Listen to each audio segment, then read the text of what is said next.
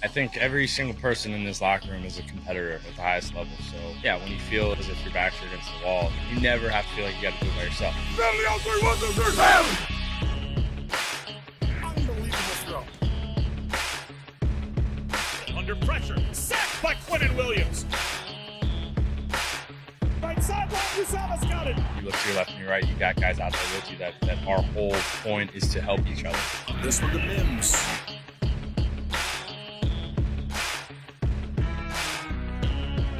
That's Corey Davis climbing the ladder. To be able to go out and lead these guys, just to know how hard these guys work and how important it is to them, and then you get that chance to lead them. Everything that happened that needed to happen for us, it almost felt like kind of like a sign, like get like a second chance almost. Gets extra pushes, running left. Maybe a little extra life breathing in the locker room. Touchdown Jets. Welcome to the cockpit. My name's Ryan and I'll be your pilot tonight. I am so excited to talk some Aaron Rodgers news. Trey Wingo dropping a tweet. Hearing Rodgers to the Jets is done. History about to repeat itself between New York and Green Bay. Time is indeed a flat circle.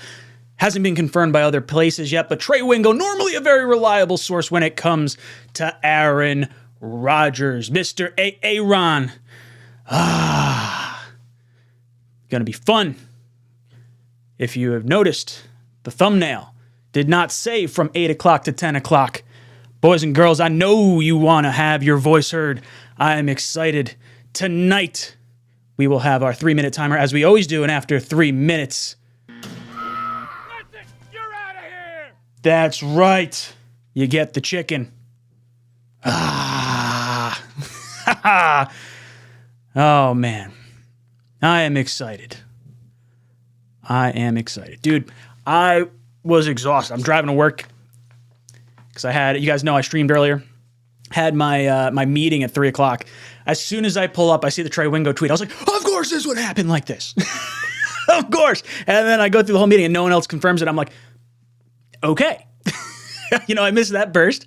But all right, not officially confirmed. Feeling good, but not officially confirmed. Bird. It's not a bird in the hand. It's one of those don't count your chickens before they hatch. I'm hoping that this is legit. Guys, I put a poll in the live chat if you want to hit that. Lazard and Thielen want to play with Rodgers per Deanna Rossini. Jets should get, and then I listed Adam Thielen, Alan Lazard, both or neither. You guys can vote on that in the live chat. Lots of stuff happened today. Lots of things going on. Jets re-signed kicker Greg Zuerlein. Love that move. Think it was a great move. He kicked really well for us. He had that boot of like 60 yards in the rain. Incredible. You don't let go of a kicker that can kick like that, especially when you're going for a Super Bowl. Hopefully. What do we got? Ooh, Newburgh Brewery. Amazing. Because maize is corn. I get it. All right. I'm excited for Greg Zuerlein. Like getting him back. I've always said, spend a little bit more money on a kicker because he's going to score a lot of points for you. You need him in pressure situations. When your team's not so good, less of an issue. This team is locked and loaded. Ready to win. Got to get your kicker. Bryce Huff gets the $4.3 million second round tender. I like that move. It's interesting. We haven't heard anything about Carl Lawson yet. A lot of us were expecting him to get cut due to his salary cap hit. Could save $15 million if the Jets do wind up moving on from him. But because Bryce Huff got hit with the second round tender, now it changes some things. First round tender implies we don't want to lose this guy. No one's giving up a first round pick. But a second round tender, come draft time, there might be a team that says, I don't like any of the edge rushers there. Bryce Huff, we've seen him in the NFL. See what he does. I'll throw you a second round pick. So there is a chance that Bryce Huff is gone this year. Entirely possible just because we put that second round tender on him, which means I think we're going to hold on to Lawson until after the draft. So we know whether we hold on to Bryce Huff or not, or if we need the salary cap space. I think I'm slightly concerned about Huff, but less so because if you wind up restructuring Lawson, then I think you're having him for the next 2 years, and that's kind of the push you want to make. Could Bryce Huff possibly be a little bit of smoke and mirrors? We've seen him in limited capacity as far as like situational pass rusher goes. I don't think so. I think he's really good. I'd like to see him with some more reps. I want to see him on more downs and distances, but man, is he good off the edge. One of the best situational pass rushers in the NFL over the course of the last 2 years. I don't want to see him go, but with the second round tender, it only saves you $1.5 million. So this implies that either they think no one's going to go for Bryce Huff for the second round tender, which totally fine with me, no problem. Or if, let's say, we're sending a second round pick to Green Bay, they might be enticing someone to then take Bryce Huff because we have a bunch of players at the edge rush position. It is a position of strength for the New York Jets for the first time in a long time. So, what ultimately ends up happening with him? How do you feel about Greg Zuerlein? What do you feel about Alan Lazard and Adam Thielen wanting to play with Aaron Rodgers? I love this. Big fan of Lazard. Love the size. Big fan of Thielen. I feel like these two guys can help set a very clear tone in the wide receiver room. I feel like if you start poking around the whole Odell side of things, you're going to get some personality traits I don't particularly love. Not to mention the health that's a concern. If you bring in either Alan Lazard or Adam Thielen, or both, these guys are both 700-yard wide receivers. They both had 6 touchdowns last year. I love it. They're both going to be hungry. If they follow Rodgers, it's because they want a ring. It's not because they're chasing money. This absolutely is a culture fit for the New York Jets. This is what you want when you have a ton of young studs sitting on your roster, hungry to get paid, get more money. These guys could be in the room saying, hey, whoa, get your money, 100%. Get yours. But realize you're going to be sacrificing some winning potentially because of it. You could still get yours, still live a great life, but if you take less, you win more in the end with incentives, with different endorsements, things of that nature. You can have your name in Canton. There is a lot of stuff that could happen if you play team ball. NFL is the ultimate team game. Thielen and Lazard, both great options here. Now, if Lazard wants $15+ million a year, like was sort of reported earlier, I'm not doing that. That's crazy. Thielen, I think you could get for around $10 million. That seems to be like what he's been paid the last few years. Oh, sorry. Had a lot of words coming out of my mouth right there. Reptile Guy says, yeah, buddy, Thielen and Garrett. Yeah, let's see if I could shift this around a little bit. Let's move this down. Get this down here. Shrink that. Whoop. See, you got to make sound effects. I don't have those sound effects queued up. Jets Fanatics says, love you, Ryan. Thank you. J1, just FYI, the red want to play on this screen is pretty much unreadable if you're watching on a smaller screen like a phone. The white and green are good, though. Ooh, thank you, J1. All right, let me change that. That's something it's funny, Becca's mentioned that. I thought being on the black background would be all right, but we're going to change it up. We're going to make that green. Thank you. I appreciate that. If you guys have stuff like that pops up and you think something might be a little bit better, feel free to reach out to me. I am totally good with changing this stuff. Steven Engel says, do we have cap space for both of them? It depends how you structure their contracts and how aggressive the Jets want to get. I think they're definitely going to start pushing cap into later years. I think they're going to, if they get Rodgers, if that is what ultimately ends up happening, there is going to be a massive push to try and win a Super Bowl, and it does not matter what your salary cap space is going to be in 2025 and 2026. You'll be able to re-sign your main core guys. But, you might have some other pieces that are lacking a little bit more. Whew. Oh, man. Oh, man. Jerome says send Michael Clemens to Rodgers' house. We want him to come here. We don't want him to get, beat up. Rico the Pup says, what kind of contract is Lazard expecting? Because I can't imagine paying either guy $10 million a year, maybe 2-year deal that's front-loaded or something. I think both guys will probably wind up getting 2-year deals. I think it would be a 2-year push. And I'm fine with that. That's why you re-sign Tomlinson and you restructure him for 2 years. If you can get CJ Mosley done, I haven't seen that listed yet.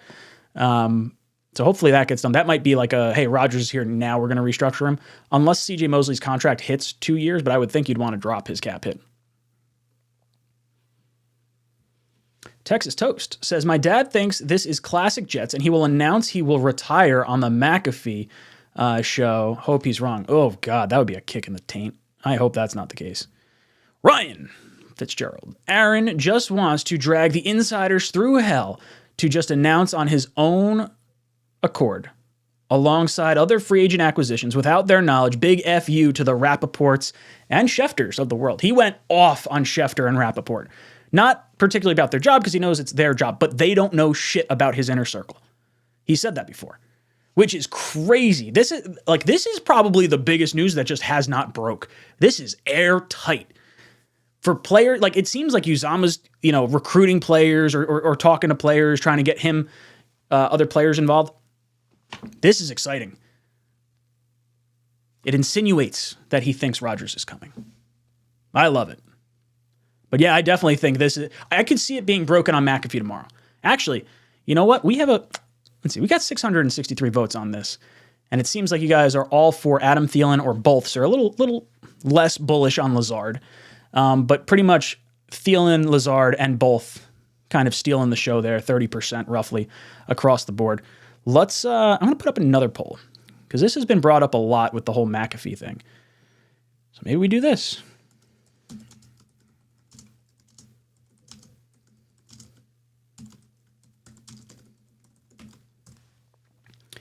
All right. Watch party for Pat McAfee tomorrow. Do you guys want to do it? Do you think anything winds up happening? I mean, I guess it won't matter if we wind up hearing something tonight or tomorrow morning before McAfee, but it's supposed to snow here tomorrow. Hopefully I don't lose power again. That would suck. But maybe we'll sit and watch what's going on with the whole Pat McAfee stuff.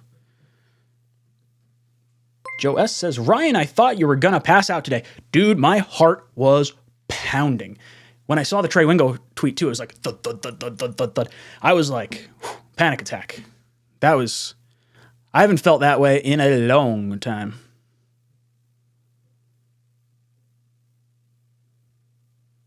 Ah, damn it.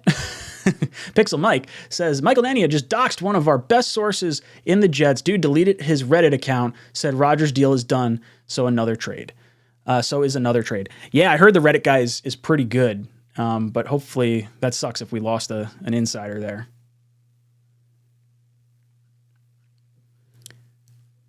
Interesting.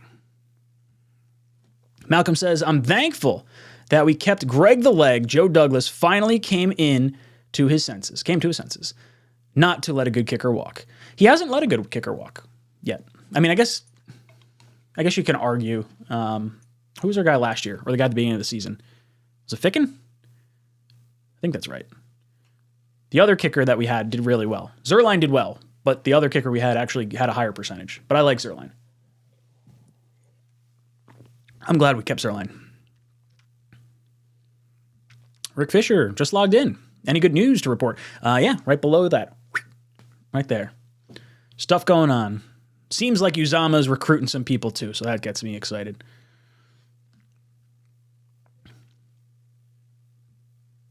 Andrew Yale. Ryan, could you imagine if you lose power? The nice thing is Becca's mom lives like a mile down the road. And that's where I was streaming from the other day when I was like at a kitchen table with the snow. It worked fine. Just don't have all my cool little backdrops and my good camera. I'm using like a laptop instead. Big Frank says, do we really think the news will break on the show, though? Maybe not, but we might get some cool tidbits. It's been fun, too. We've had a lot of people in the McAfee streams. TJ, thank you for the super chat, says, has there been any free agents signed that you wanted? Or would you say most of our best, most realistic targets still available? Yeah, that's where I fall. I have not, like, I know people are kind of like irritated, like, oh, Rodgers, like, why are we waiting for him and all this other stuff we're missing on these free agents.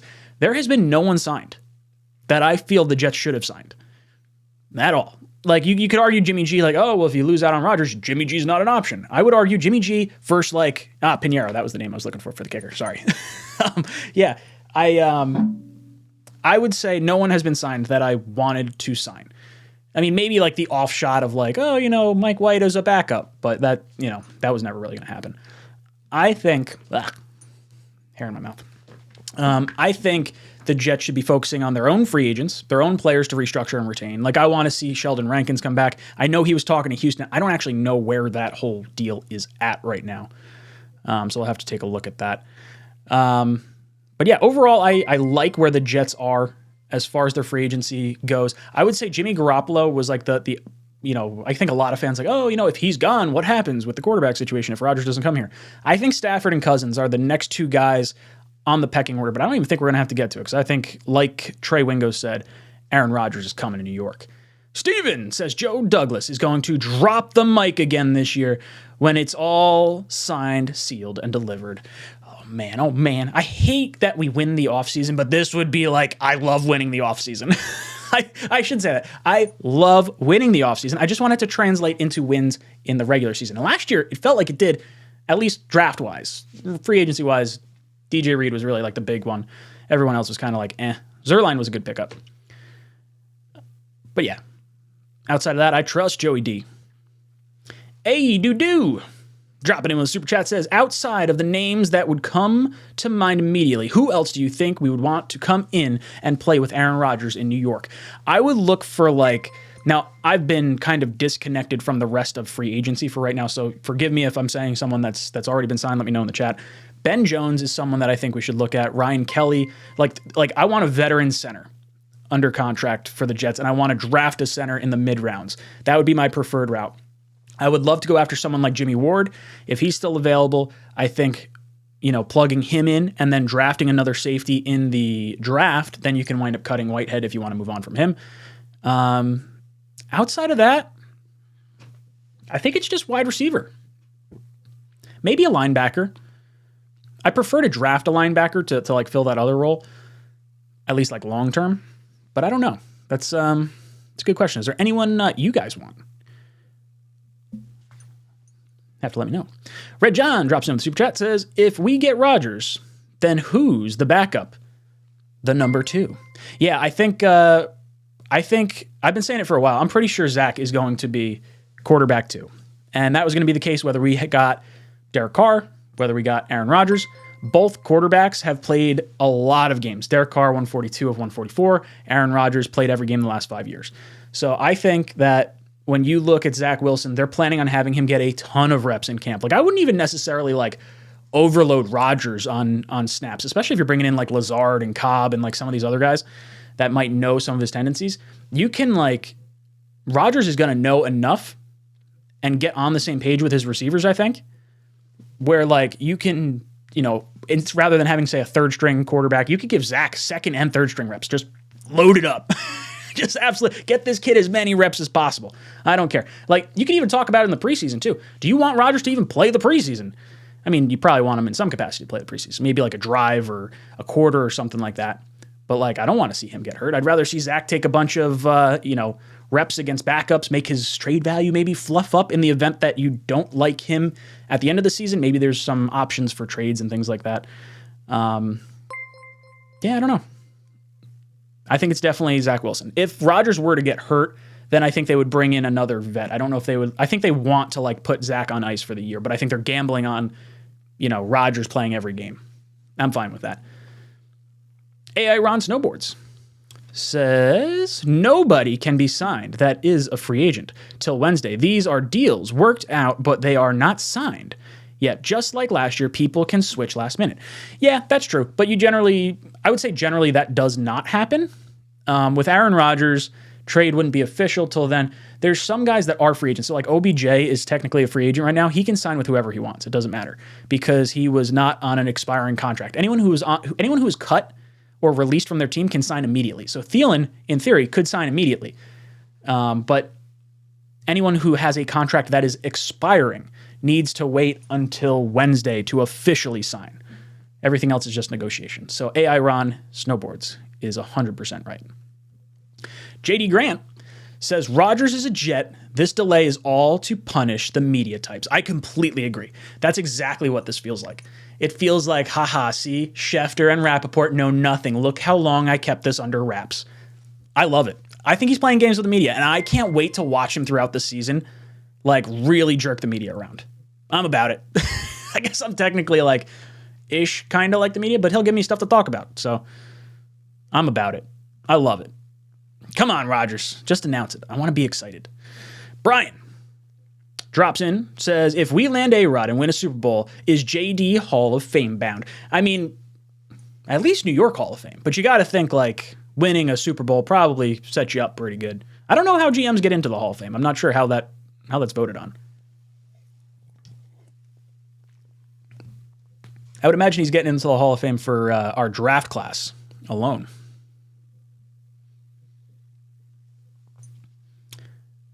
I have no idea how to pronounce that. Eckler Ironman. Cool. Thank you for the super chat. It says, Garrett Wilson just tweeted that he got fooled and sincerely believed Aaron Rodgers was coming to New York. Yeah, I think everyone's sort of like in that boat. I got tagged in a zillion posts from like Trey Wingo. They're like, oh my God, it's happening, Ryan. Why are you not paying attention? I'm like, it hasn't been reported anywhere else. There is no trade compensation. I was like, it might be happening, but the Jets are saying it's not, not done yet. So like, I don't know. Wingo may know stuff directly from Aaron Rodgers, which would change a lot of the dynamic. And I do think you should put a lot of weight into what Trey Wingo says, because I believe he was the one that reported, obviously he was the one that reported Rodgers going back to Green Bay if they signed Cobb last year. And then he was also, I think, the guy that reported that the Jets were going out to California to meet with Rodgers. I'm almost 100% positive that's how that worked out. So I think that makes a ton of sense on that side of things. Oh, man. Guys, we got like 1,300 people in here. 199 likes. You guys get me up over 500. I know you can. Come on. Help a brother out.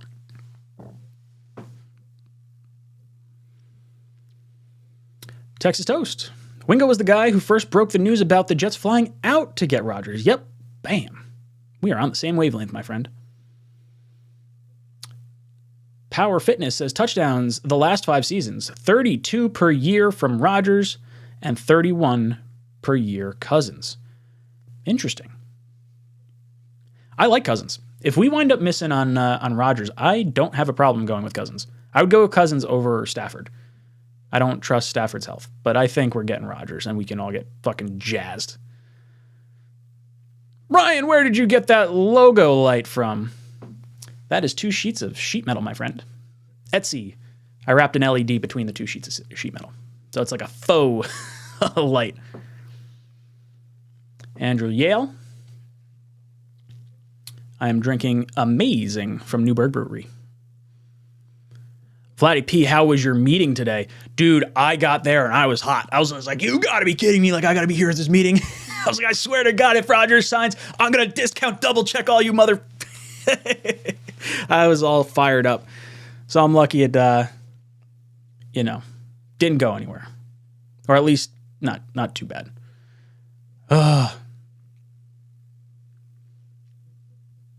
Ryan, why would you want Cousins after what he did to us? I don't really care. I would have taken Peyton Manning after what he did to us too. This is also a totally different regime. So I'm not as concerned. So has Wingo reiterated his statement? This is the only tweet I've seen so far about it. So he says it's a done deal. So maybe he knows it directly from Rodgers, but the Jets have said nothing has changed so far. Yeah, I like this, John. My boy Sammy Darnold signed with the offensive genius in Kyle Shanahan. I like that move a lot for Sam. We said while he was here, the Shanahan offense would fit Sam like a glove. We were hoping, so a lot of us were hoping to keep him if, bringing in Mike LaFleur and all, and the whole Shanahan system. If we had him on his rookie contract, not like going into his 5th-year option or needing to exercise his 5th-year option, I would have loved to keep him. We were just in such a weird spot with like his contract and having to guarantee a lot of money that we didn't necessarily want to guarantee. I think San Francisco got a good quarterback under the radar. I don't know what his contract's going to end up being, but San Francisco should be very happy with where they're at right now. Journey with Jay drops in and says, I love our running back roster, but would love to see Jamal Williams on the team. Rodgers and Williams have a great bromance. I completely agree. We don't know if Breece is going to be ready for the start of the season. That's my biggest concern, is like if you have rushing Brees back, that's what I do not want. I would much rather have Bam Knight and Michael Carter and someone like Jamal Williams, who, if he's only going to take like $4 million, which is what, it seems like, I would like that. But he had a ton of touchdowns, so I could see him being able to go other places. And the other question is like, okay, why would he leave the Lions? He just had like a great season behind a great offensive line. Where the Jets maybe, he's going to be sharing touches. Does he think he necessarily has a better shot at winning a Super Bowl there versus like in Detroit? Detroit and what is it? The NFC without Rodgers might be somewhere where he prefers to stay. So we'll see. NY Sports. I hate how much we are waiting. Just break the news. That's all right. We're going to sit back and remember this. It's going to be a special time. Ron drops in the super chat, says, Ryan, I invited my wife to watch with me tonight. Anyway, Shay makes an appearance. No, Shay's in bedtime right now. I put her down at 7 o'clock. She wasn't feeling so hot. I can, you know what? I'll pull up a picture, though. I'm such a dad. This is my screensaver.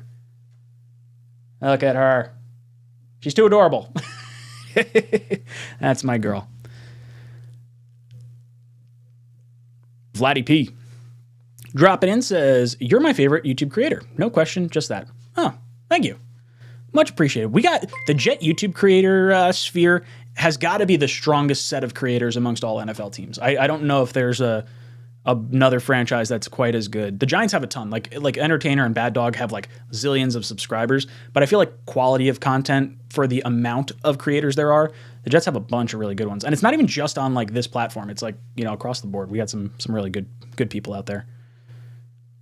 We're going to have a ton of them on the draft stream. I'm excited. I got to reach out to them. So after this free agency stuff blows by, then I got to make my calls. I've talked to a few people that I've collabed with, but got to figure that out. Brian Bogan says, maybe Garrett Wilson does know, but he got in trouble for saying. I think everyone's chomping at the bit. It's weird. It's been like oddly quiet from the Jet fan base. NY Jets comes in, says, Ryan, the Jets are drafting at 13. I like them to draft Michael Myers at 13 and cut one of the tight ends. Myers will be a playmaker in the NFL. So I would totally be down with drafting a tight end. Or I would have been down with drafting a tight end. I think because you have Conklin and Uzama here for the next 2 years, I don't think it's a wise allocation of resources. I would still prefer the tackle. I don't trust that Mackay or a 38-year-old Dwayne Brown are going to be able to be sustainable through the entire season. So I would go Broderick Jones at 13 if he's there, or Skoronski or Paris Jones. Paris Johnson. At 13. In the event you trade down, maybe you look at like a Darnell Washington, who is a massive tight end, like 6'8", and maybe he might be your like tackle tight end hybrid. I would like to see something like that. That would make me excited, because then you have someone who might be able to develop more as a tight end after Uzama and Conklin leave, but might be able to represent on the offensive line to start. I heard some rumors that maybe that was the direction that scouts thought he might go because of his massive size. So we shall see. TJ Butgerick. Thank you for the super chat, dude. He says, is there any risk you think that Rodgers may be waiting to see if another AFC team or teams do how good they get? How good they get. Maybe I am just absorbing the constant narrative of how tough the AFC is. Well, Vegas getting Jimmy G knocks them out. I would say Tennessee was like Tennessee and Miami were the two that I would say were most threatening once Jimmy G went to Vegas. I think I would be surprised if either Miami or Tennessee were better options than the Jets, though. I don't think it's going to happen. They would have to the 49ers. The Packers would have to open up trades to the NFC for me to be concerned, because then maybe Washington comes into play. But yeah, no, I think it's going to be the Jets. I really do. I've been saying that for the last almost a month. It just makes way too much sense for everyone involved. Dane drops in and says, I think Wingo lays low. Proof it's true. He's no troll. Yeah, I agree. He's been spot on with all his Aaron Rodgers stuff. So there's no disagreement from me as far as do I think this is going to happen. I'm just not getting all ramped up and excited because I know if I do, something terrible is going to happen. I don't want to see that at all. I'm hoping we get some confirmation. I want to see what the trade compensation is. Not that I necessarily need to know the trade compensation once I start seeing like Rappaport and Schefter or Aaron Rodgers start reporting it. But yeah, I trust Wingo. Andy says, honestly, I'm trusting in Joe Douglas. He's the best. I really like what Douglas has done so far, particularly in the draft and his talent acquisition via trade, free agency, waiver wire. I think he's done a really, really good job. The free agency side of things has been kind of hit or miss. DJ Reed has been his best signing to date. Maybe you argue like Greg the Leg. I don't know if there's another free agent that necessarily jumps out at me that the Jets have signed. I like the tight ends, but they were underwhelming, I think. I'm happy with Joe Douglas. I really am. Oscar drops in.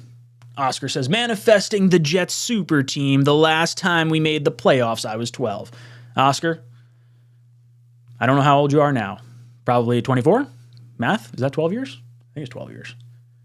Yeah. The streak ends. Ooh, Brian S. Where'd that go? Hold on, I'll find it. I wish it highlights on this thing. Brian S. becoming the newest member of the channel. Thank you so much for joining the membership tier. I love it. I love it. Hit that like button, boys and girls. Brian S. joins the membership tier. Always, always appreciated. I guess I should put that in there. You guys were going nuts for the emojis, so let's throw that in there. Why not?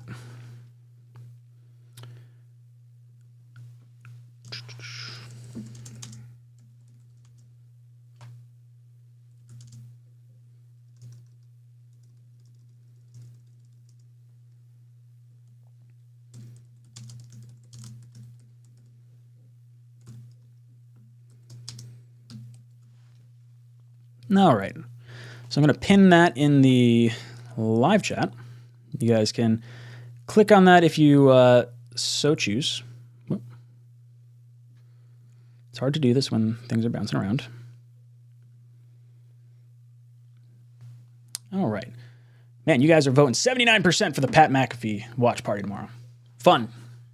I'm about it. I see a bunch of comments in here saying Connor McGovern to the Lions. Is that still the Connor McGovern from the Cowboys? Not our Connor McGovern?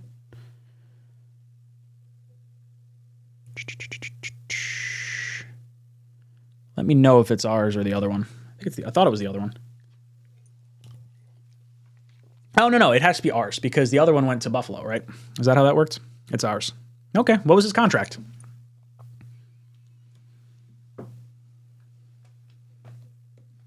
I don't mind losing Connor. That's not something I was overly concerned about. 3 years, $22 million. What? $7 million a year? That's stupid. We shouldn't have lost him for that. That's a bad move. That was a miscalculation. Unless there's like another center that we really like, that is a very affordable contract.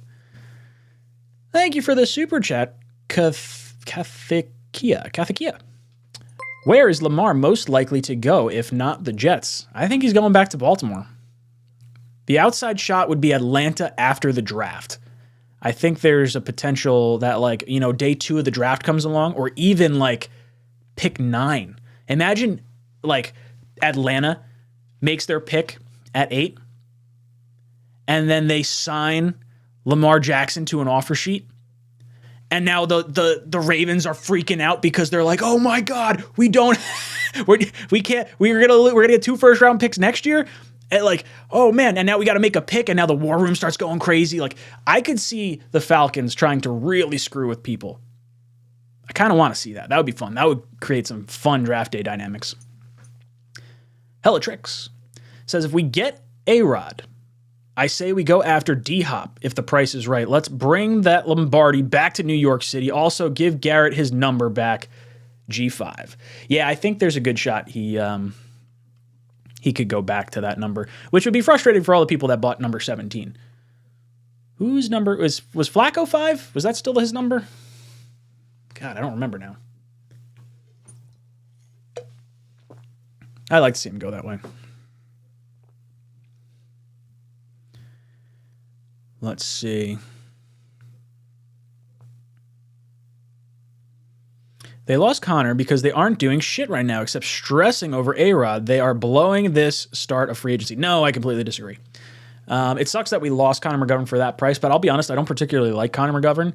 Ever since he walked away from Zach Wilson after Zach got hit late low but against the Patriots, I've been kind of out on McGovern. I think he's not the lineman you want. He's been stable and like okay, fine at center, like a constant, which is cool.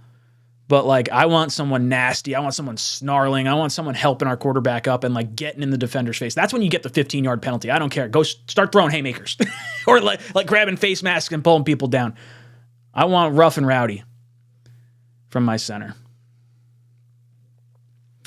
There's the door. Drops in with super chat, but I don't see any comment with it.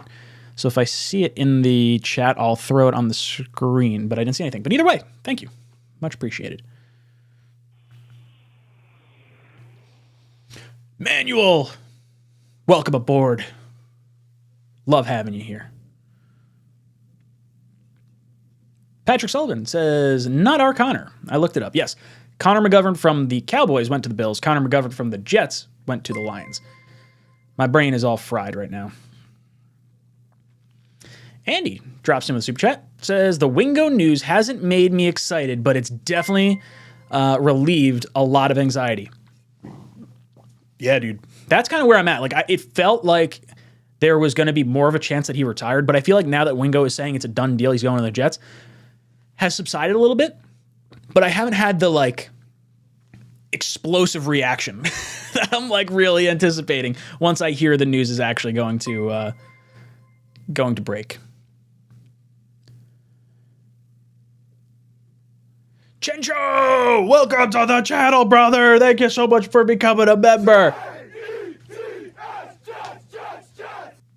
I love it. Boys and girls, drop some JETS in the chat for our newest member, Chencho. And don't forget to hit that like button. Let's get it over 500 likes, boys and girls. I know you could do it.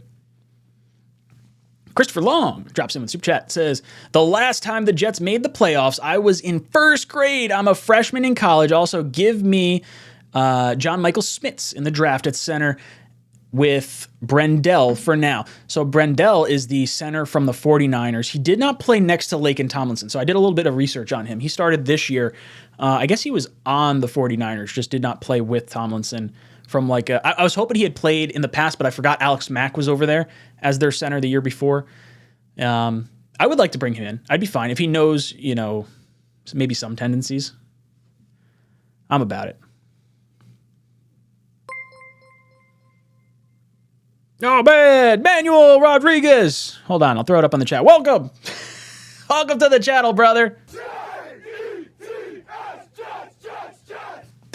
Boys and girls, drop some JETS in the chat for our newest frequent flyer, Manuel Rodriguez. Love it. Donald dropping in with the $1 super chat. Thank you, dude. Always appreciated. I don't see a comment in the chat, so we will keep going in. You guys are talking about having call-ins. Man, I was so sidetracked by all the comments that I forgot we're going to do it. That's all right. We're not doing any time limits. We're going to be rocking for the rest of the night. Guys, make sure you hit that like button. We have 1,400 people in here. Come on. Hit the like button. Show some love. We got another, chunk over on Facebook too. You guys can hit the like button over there.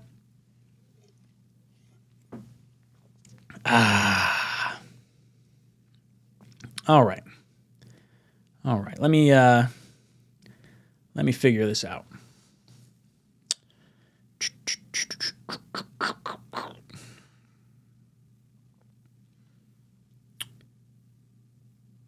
Let's see if I can do this.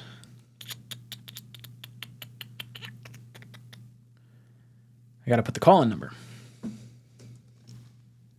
I usually have that queued up, but I did not have that ready to go.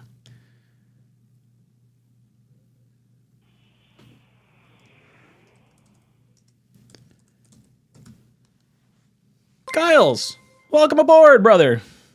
Glad to have you.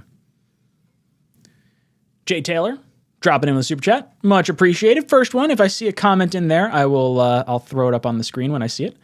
Donald Johnson says, I say we go out and get Kaepernick. I don't think that's going to happen. Something tells me that's not likely. There's the door. Drops in, says, just seems like we are wasting time on this trade while everyone is making moves. I don't want to be stuck holding the bag without a quarterback. Yeah, it would be frustrating. Drop back, Mark. Thank you much for subscribing to the channel. Yeah, look, for me, the quarterback situation has kind of turned into like, okay, do we believe that... Whoops. Sorry, did that wrong.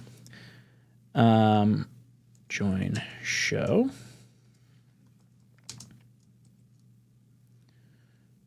Let's see if I can... I wonder if I could put 2 links in there. That might work. Sorry about that. Man, I really got to have this stuff queued up before I plan to do these things.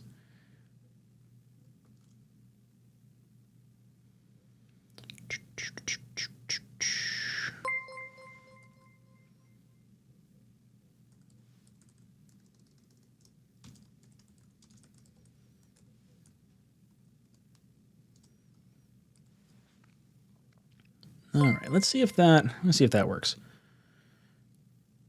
All right, so we're going to have 2 links. We're going to have, I'm going to pin it in the live chat. So you're going to see one that has the link for memberships and emojis, and the other one is going to be the link to call into the show. And I will get to you guys as I get people calling in. I see DC, Charles, Franco, Jake. Oh man, we got a bunch of people calling in. All right, we're gonna be rocking. Let me get to some of these super chats real quick, and then we'll get over to you guys. Double Doink says Ryan R. McGovern did not go to the Lions. He is still unsigned. Lions Connor McGovern is how they are referring to the guard. I think that's the Bills. It seems like everyone else is saying it's our Connor McGovern. So I'm not sure if that's actually correct. Mike Dees says, what are you drinking, buddy? Long time sub. I'm drinking Newburgh Brewery tonight. I've got amazing, must be a corn-based beer. Instead of wheat, I guess? I don't know. I think that's what maize is, right? Maize is corn? Justin Crazy! Justin Crazy says, did our Connor McGovern leave? Yes, as far as I know, it was our Connor McGovern, not the guard Connor. Guard Connor McGovern went to the Bills. Center Connor McGovern went to the Lions. Man, we got a bunch of people on the call lines. Okay, so I think I'm allowed to have 10 on hold. So hang tight with me. Let me get through this stuff over here, and then I'll start going with you guys. Mr. Uglish drops in, says, are we going to see Schefter cry rage tears when his humiliation drags on to tomorrow? Yeah, he was getting frustrated. I saw some clips of it. I love it. Makes me smile. Sky C drops in with a super chat. Thank you, dude. Radimus Prime drops in, says, dude, really said Kaepernick. Yeah, I know. I kind of laughed too. All right, let's get to some calls. First one up, we've got DC. Hold on, give me one second. DC joining the channel. What is up, brother? Welcome to the cockpit. Oh, how you doing tonight, Ryan? I am hanging in there. Talk to me. How are you feeling about all this Aaron Rodgers news and whatnot? Oh, I'll tell you what, it definitely affected my quality at work today. I will say that. I have been so unproductive since this stuff has been breaking. I've got the gut feeling that the deal is done. I think that Aaron is just wanting to control the media. He's that kind of crazy. I could see that. Which is a good kind of crazy. Yeah, it's a good kind of crazy. I think I got. Ooh, guys, I'm gonna boot some people from this call thing because I think my computer's hating me right now. Sorry about that because I have so many people on hold. I gotta figure out if there's a way to like stop that. Oh no, we got too many people calling in. I might have to not do call-ins. Whoa, getting blasted. Oh no. I love it. Let me see if we're gonna try this. All right, keep going. Let's see. We got 2 minutes. Let's see if I can keep this going. All right. So, who do you think, since Jesse Bates is gone, I didn't keep track of the safety market. Is there any other safety on the market right now that would be an immediate improvement over anything we could get in the draft in, say, rounds 2 through 5? So I would prefer the Jets go after Jimmy Ward. I think you can get him for not a whole heck of a lot of money, and you could get him. He obviously knows Robert Saleh's defense. You could plug him in. They were using him as a Using him as a nickel corner over in San Francisco. So I would look at him. I think he'd be a little cheaper. Get him on a 1 or 2 year deal. You have Chuck Clark on a 1 year deal, and then I would roll into the draft, and I would try to get whatever safety you feel is the guy you want. But I would not cut Whitehead until after the draft, so that way you don't have a perceived hole at safety. I think right now you could at least play the game of like, oh, the Jets don't need a safety. But I would definitely bring in. I want to go younger on the safety front, but I like Jimmy Ward for a reliable veteran. A stopgap safety. Exactly. Yep. Really, we should just be looking at this stuff for the next 2 years. If you can get guys that you think are good enough for the next 2 years, I want hungry players that are looking for a Super Bowl because I think you're going to get the most motivated players out of them. Absolutely. Name in the draft, Ronnie Hickman out of Ohio State. What position? Played a lot of middle of the field for Ohio State this last season. Had a few bad plays, but he had a lot of really good in-your-face, I'm going to get the ball. I like that. That's a good trait to have. Is he a safety or is he a linebacker? When you say middle of the field, like free safety? I've heard people talk about converting him to a linebacker like we did with Nasruddin and Sherwood, but he's a little bigger than Sherwood or Nasruddin were, so he fits the safety mold in the NFL more. Oh, okay. I like that. I wouldn't be opposed to that. I'm kind of like there's sort of this weird thing for me that I would, if like the tackle that we don't like isn't there, I'm all about trading down and then maybe like safety in the first round is sort of like a sneaky possibility. I still want the tackle, but I think it's an outside shot. Brother, thank you so much for the call. You have been ejected from the cockpit.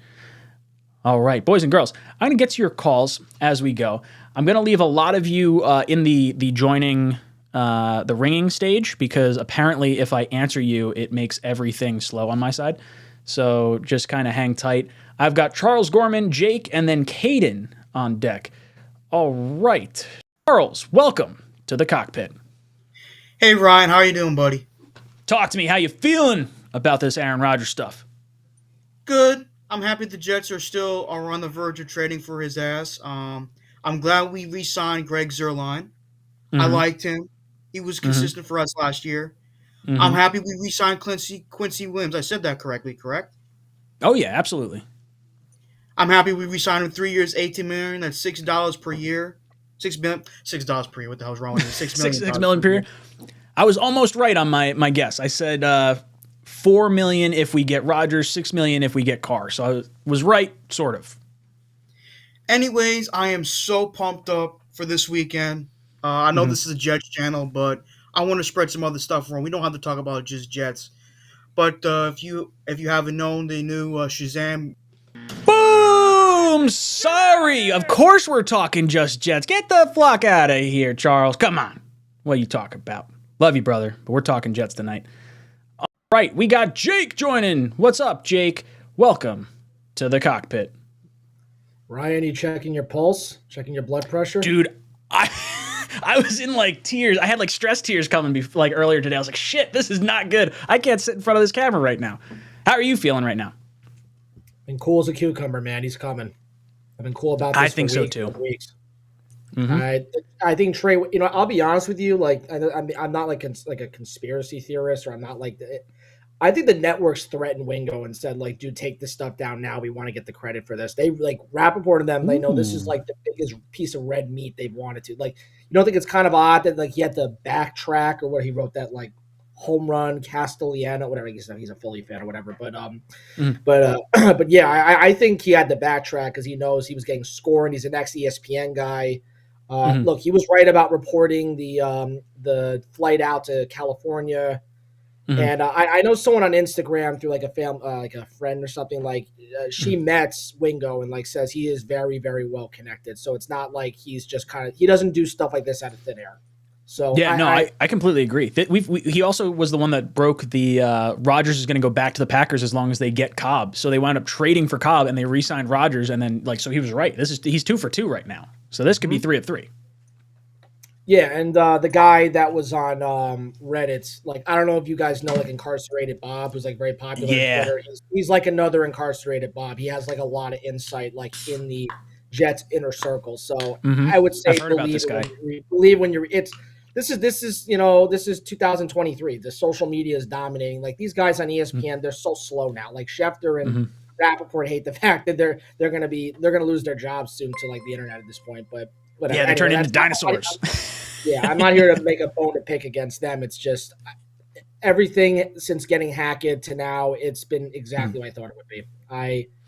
I think at this point now it's only slow because I think the finances they were talking about online about like March 15th or 17th with his contract to $57 million. I know that's being talked about. So I think a lot of that's I get he wants to come out. I'd say McAfee's a perfect place. If he wants to talk on McAfee, do it. I don't care. He can do it on McAfee at this point. But I think he's talking to free agents. I think he's talking to Thielen. I think he's talking to Lazard. I think he's talking to even Orlando Brown. I think he's talking to anybody right now who wants to come. Agree. And Randall Cobb, of course. But Yeah, I think you're spot on.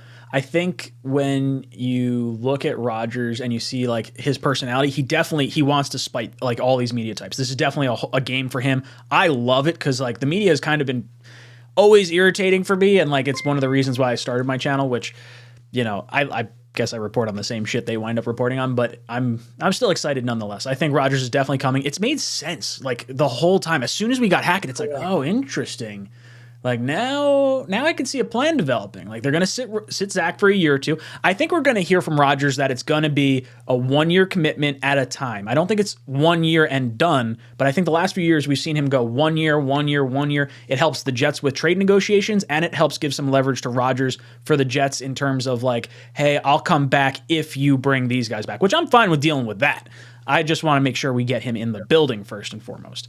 No, I like that mindset of like each year. I really do want at least 2 years. I think Saul and JD are going to get 2 years out of this. Although I think JD is holding on to his job even further if he gets a good trade out of this. That's just my personal take. And dude, I completely agree. If I think this is going to be a second and a conditional pick next year. I've been saying that for a while. I'd be shocked if we had to give up 13. I mean, Jet fans, tell me what general manager is going to be better than him at this point. Like who? There's not. I mean, look at all the shitty general managers we've had the last few years. This is like terrible. Like, I don't want to roll the dice on someone random. This guy's just had the best draft in, like, franchise history and one of the best in NFL history. Remember how many people wanted DeCosta and how many people wanted George Payton? Look how George Payton has the Russell Wilson. He may lose his job in a year or so if he doesn't get his act together with the Russell Wilson situation. Brady and Sean Payton is saving his ass right now. But just one more thing before anything. The Jimmy Ward, I think Jimmy Ward would be a great replacement. I think at this point you want to hold on to White. I was just talking about something the other day. Hold on to Whitehead. Wait on the cap, see what happens after the draft. You want to get somebody cheap in the middle rounds. I think that's great. Otherwise, at this point now, get a center. They're shaping up in a good way to get this offensive line improved fast through the draft, and if they have to do free agency, because paying McGovern, I don't want to be stagnant anymore. I want to get the line as young, hungry, and motivated we can for Rodgers, period. That's what has to be done. I completely agree, Jake. That was a spot-on call. Brother, you have been ejected from the cockpit. All right, Caden, you're up next. Let me just get to these. I got 3 super chats real quick.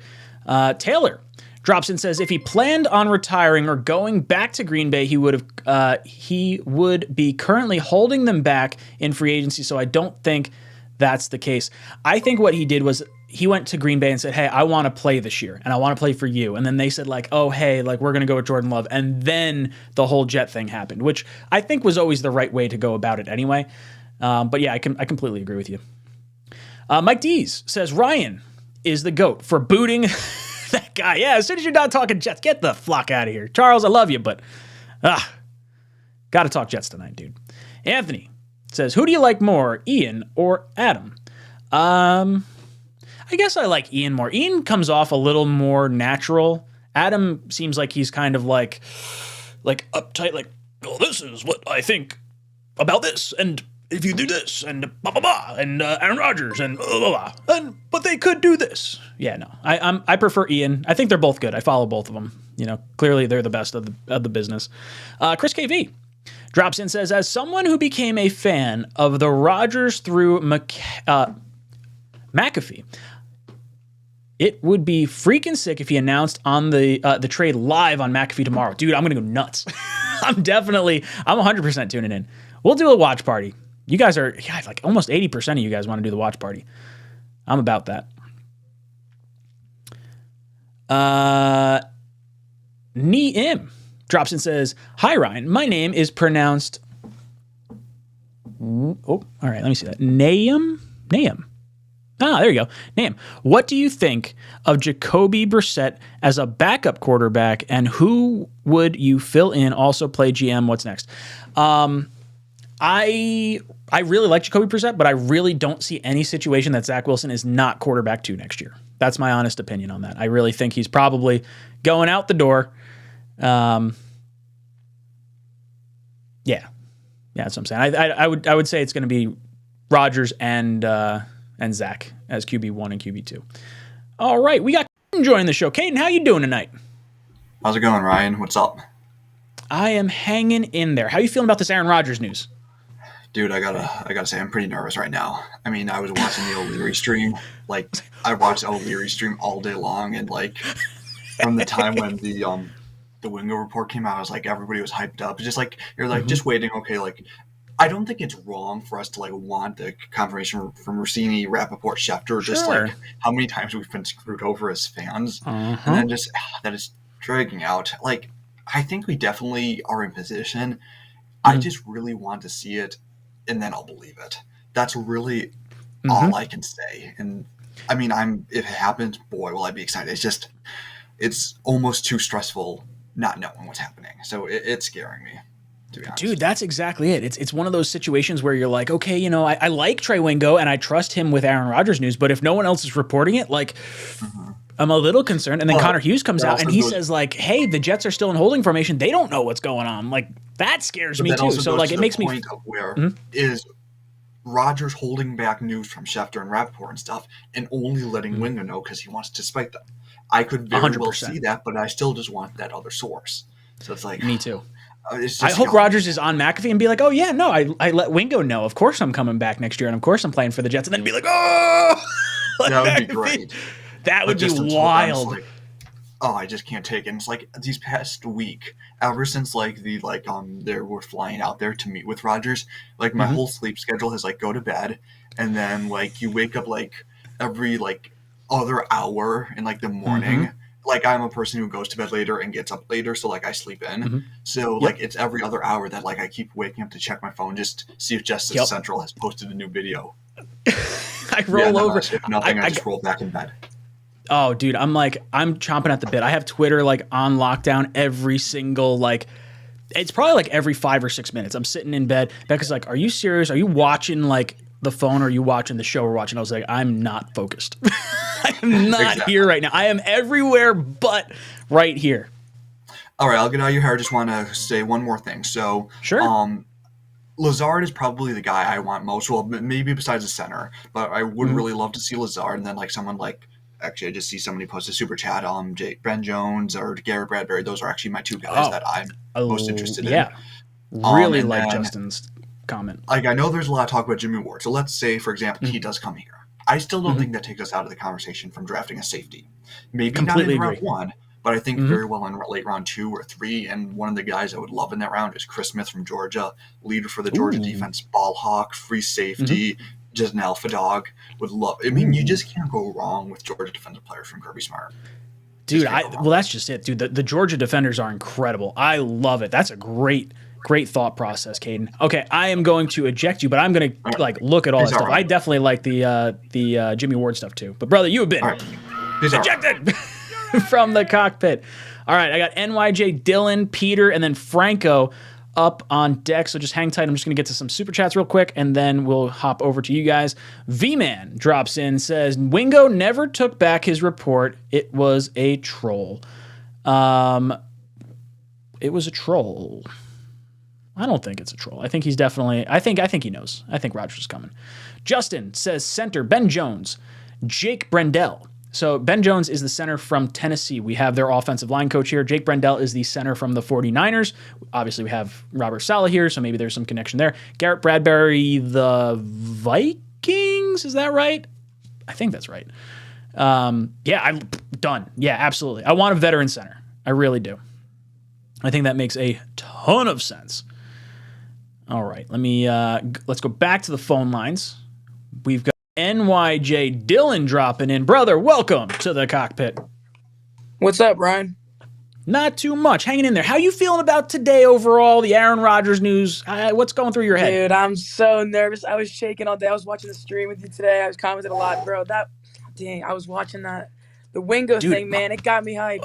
I run the New York Jets feed page on Insta. I was posting and unposting, archiving and unarchiving. I was going insane. It's like, is it real? Is it not real? Is it real? Yeah, I'm so confused. And I was like, wait a second. Hold on. Mm-hmm. It was confusing. I respect the heck out of Ian and all them, but that dude, man, he was pissing me off a little bit today. Dude kept posting. There was nothing done. Nothing's done. I'm like, come on, please, just be done. Oh, dude, Hughes was saying the same thing. He's like, dude, I have sources inside the Jets, and like they're telling me they don't know anything yet. So like, I think the source is Rodgers for Trey Wingo, and I think there's a good shot he announces it on McAfee, and that's like wild to me. It will be. I can't wait for the watch party tomorrow, man. I'm gonna be in there, man. I can't wait. I can't wait. It's so goofy that like I feel like it's like we're watching another YouTube show, but all of us are amped up on it because it's so. I don't care. I have so much fun with this. I cannot wait. You know, there's a thing with me, right? I've been a lifelong Jets fan. I go to all the training camps and everything, but like, I've always liked Rodgers. I've always been drawn towards him. I think his demeanor, his kind of old school vibe, everything about him. Jimmy Ward. Jimmy Ward went to Houston. Shit. Oh, My did bad. he? Yeah, he just signed with Houston. Follows D'Amico Ryans there. That makes a ton of sense. Been a good plug and play. Yeah. Adrian Amos could potentially be an option. I really wanted Jimmy Ward, though. I thought that would have been good. I think we lose Quanta there, too. Do you think we send Whitehead in the Rodgers trade, potentially? I saw a bunch of that. Oh, that would be interesting. Maybe. I don't know who you would play, though, because then you have obviously Chuck Clark, but who do you play on the other side? I would go for play Ashton Davis. I doubt that. No, I go for Adrian Amos. Adrian Amos was drafted by Joe Douglas. Well, he was drafted by Joe Douglas in Chicago when Joe Douglas was there. Yep. So that's the interesting piece to him. I don't know if it's still like, how he's played or whatnot, but that would be an interesting situation. I do like the idea of holding on to Whitehead until after the draft. I mean, unless he's in a trade. I would be shocked if he wound up being in a trade. That feels like not a great move. He's like a powerhouse, man. He brings that bazooka, but his tackles, man, it's so lackluster. I mean, he can't wrap up. I don't know, that couple of tackles, man, in the games, he let them go for long-ass touchdown. I'm like, bro, what's going on? You got to make that tackle, and instead he's going for that, that big hit stick right up the gut, and they just shred him right through it. I'm like, I like that energy. It brings the fire to the back end, but at the same time, you got to wrap up. I mean, the Bengal game, what was that? T. Higgins that went like all the way, or I think it was T. Higgins, right? That went all the way down the field on us? Oh, dude, that sucked. And then it happened again in, I think there were 2 times that it happened where they scored a touchdown on it too. So like, I'm out on Whitehead. I hold on to him until the draft. I'm just hoping for Rodgers, man. I can't wait. I can't wait to get him in I love you. You've been ejected from the cockpit. Dylan, thank you so much. Good call. All right, we got Peter Chestnut joining the channel. Peter, how you doing tonight? Peter, you have yourself muted. There you go. How you doing tonight, brother? Peter going once. Peter going twice. Boom! Sorry. On to the next caller. RJ Jets. Welcome to the cockpit. How you doing tonight, RJ? I am doing all right. I would be doing better if we knew what was going on. But we're all in the same boat. Hopefully we're going to get some Jets history. But Oh, yeah. just in case we get jetted on this, right? Mm-hmm. Just in case we get jetted on this, and they have to make a push at Lamar, what's the expectation now? Because if we get Rodgers, expectation is that we're in the AFC East, we're in the AFC Championship, and we're going to go to a Super Bowl. What is the expectation if we don't get him, and then we have to go to Lamar? Which honestly, I would prefer, but.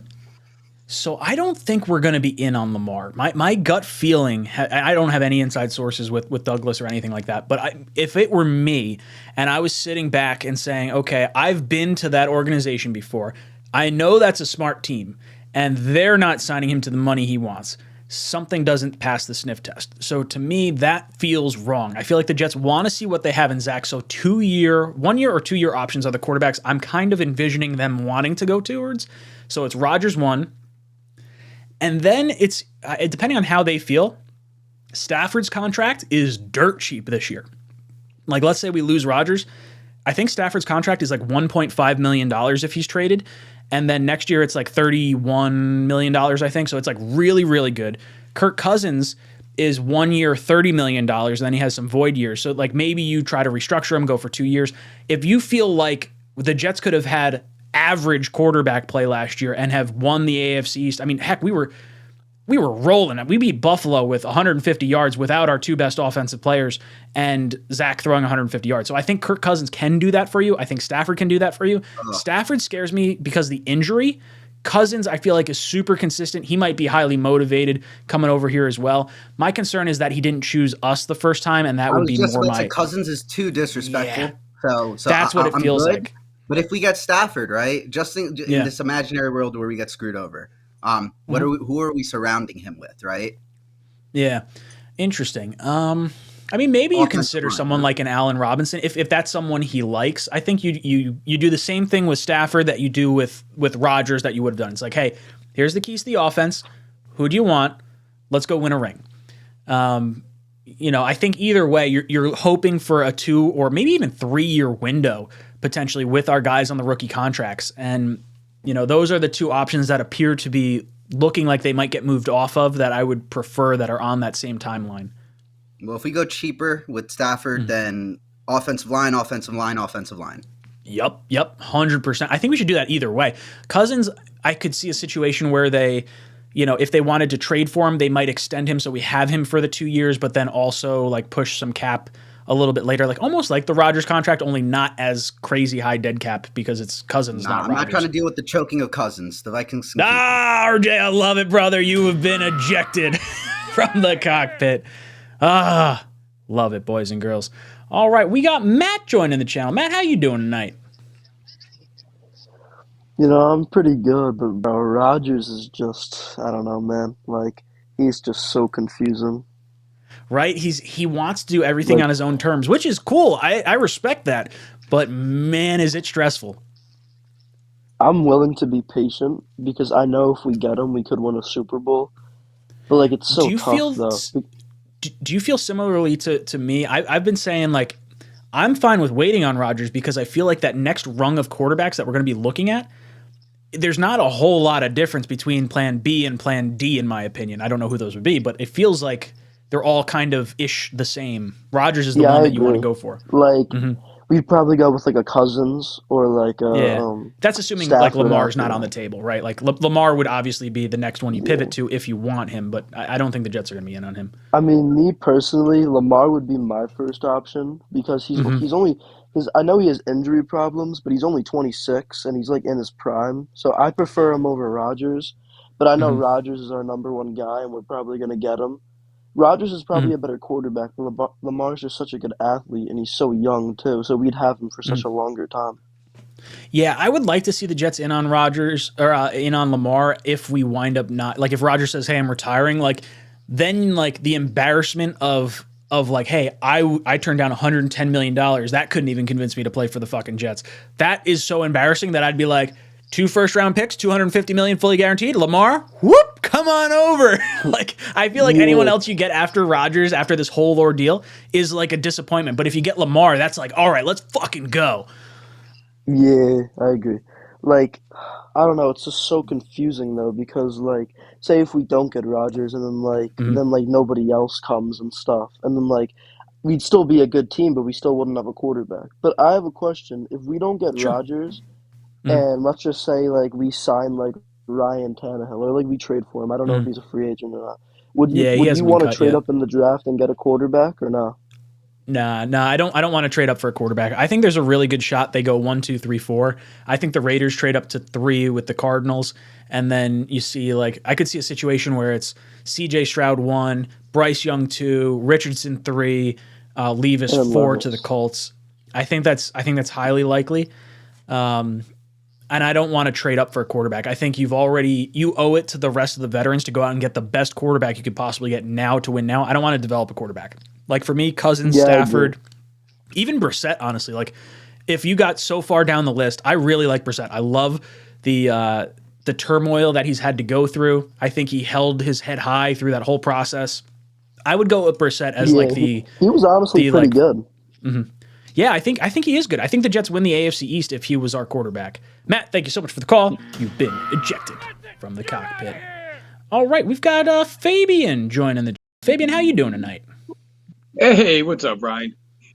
Hey, Hanging in heads there. up, man. I actually joined the super chat. My name is Manuel Fabian Rodriguez. I'm the Manuel Rodriguez that had a super chat a while ago, but I don't know how to change it. I'm an old man, so I don't know how to do all that technical. Well, I appreciate it nonetheless. Yeah, today was a win-win because I think we're going to get Aaron Rodgers, and luckily Sam Darnold stayed in the NFC, so we're not going to have to worry about facing him big time. Dude, I love Sam going to San Francisco. Me too. Like I like Sam is always going to hold a special place in my heart because, dude, when we drafted him, we traded up. Like I thought he was the guy, and I hope he's the guy for San Francisco. Like I really do. I want to see him have all the success in the world. You know what? Like when the Giants picked Barkley, I was doing cartwheels. That's how bad I wanted him, and it's Todd Bowles was a lame duck coach. Why they kept him in is Sam Darnold's rookie year, but we don't have to rehash the past. I'm excited, dude, I loved it. man. I was at the draft party and like the reaction from all because it was Jets and Giants at MetLife Stadium, and when the Giants took Barkley, the Giants fans were excited, so they cheered, and the Jet fans were going nuts because we're like, we thought Darnold was going to the Giants. So the fact that we thought the best quarterback fell to us, that was awesome. Yeah, it was awesome. Yeah, I like him too, man. He was a J. He handled himself, better than Zach. Obviously, hopefully Zach learns. But this is like a no-brainer at this point. It's anyone who's against it is crazy. I know he's a lot to handle and all this shit that's going on, but I was looking up his touchdown to interception ratio is for his career is like 4.5 to 1. Which is almost so full ahead of Patrick Mahomes, who's second. People like you just see the throws he made last year, and you're like, nah, it's just stupid how good they're going to be. It's tough. The AFC is going to be tough, and Miami looks like they're loading up. But the nice thing about Miami for me is like I don't trust Tua to stay healthy, and I love Mike White. Like I think that was a great spot for him to go. I was hoping he would go to the Rams, but like I don't trust him to stay healthy either. Like I don't think they have a healthy quarterback on their roster, and I think they are primed to wind up ending up with Tom Brady at some point next season. Which does scare me a little bit. I got the same feeling. I think Tom Brady might end up there, but I'm a little worried about them. But honestly, I know this is getting optimistic, but I think if we land this and a couple of free agent offensive linemen, I think we're looking at like the Chiefs, and that's it. The Bengals always have a problem with the offensive line. Denver, you know what? Denver was paying there, and the Chargers always blow it. I think the Chiefs are the ones that's going to be probably better than us. And the Bills, I think the Bills lost their window. Their window's shut.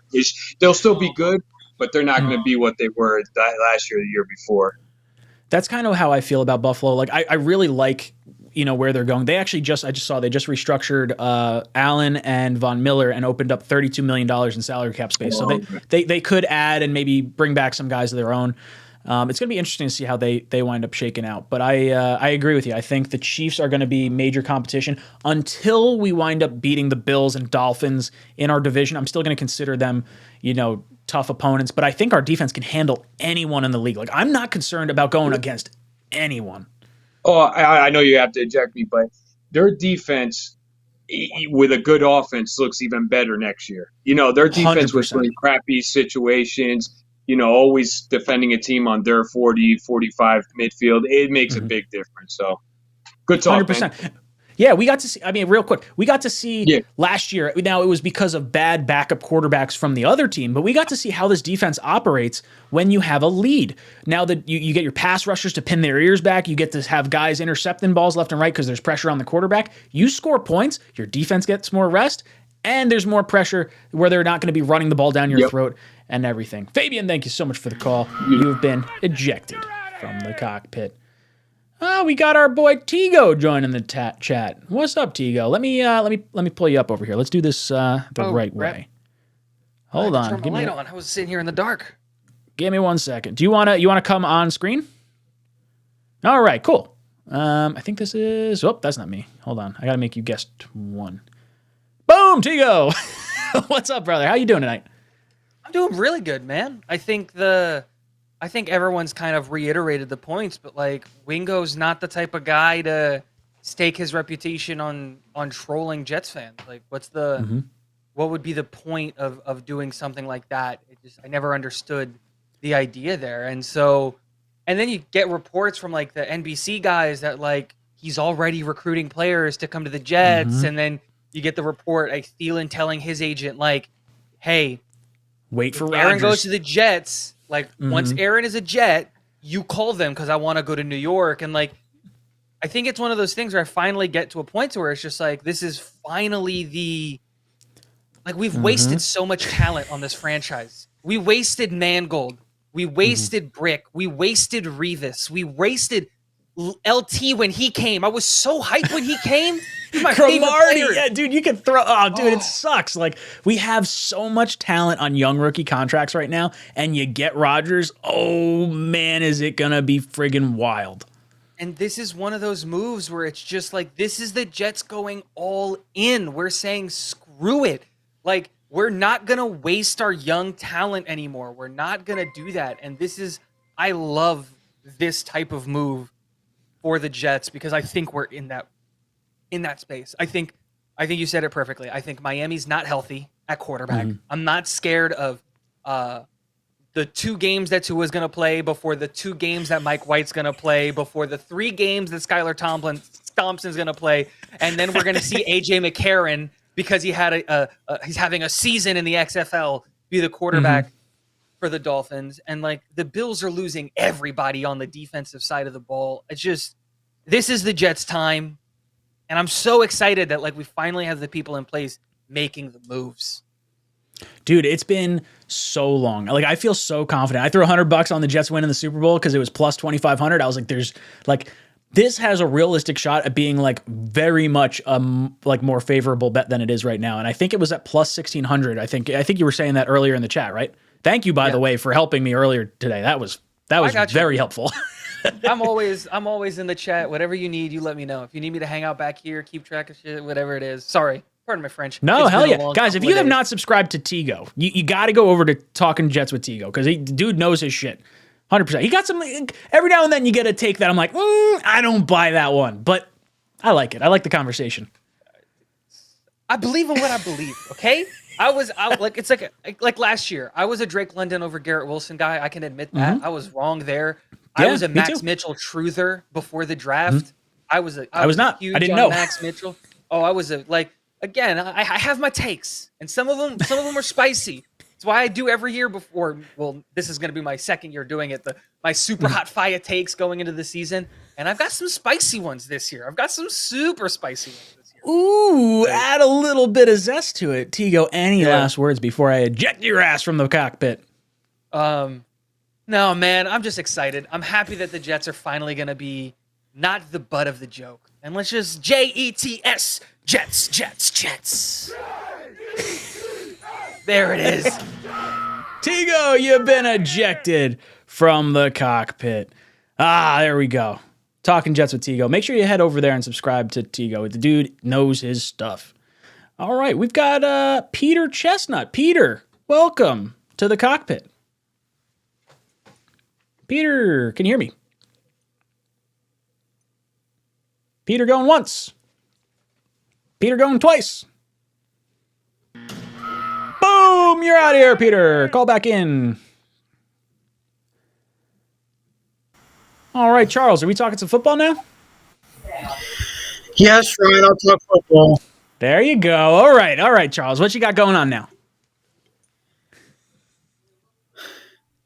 I know people were shitting on me in the chat, and it kind of pissed me off. Well, you said I want to talk about movies. I was like, no, we got Aaron Rodgers news. I got to go on to this. I had like a line of like 20 callers. I was like, no, I can't do that. So let's talk some football.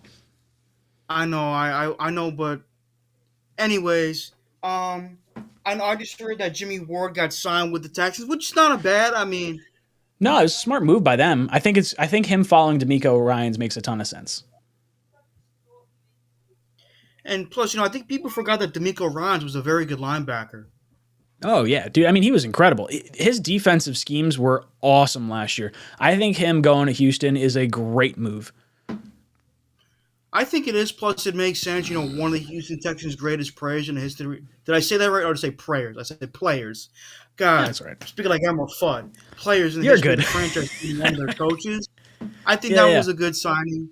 Although I did kind of feel bad for Lovie Smith. I mean, I thought the dude was a decent coach with the Bears back in the day. Well, I think Lovie Smith and was it David Culley was the coach before him?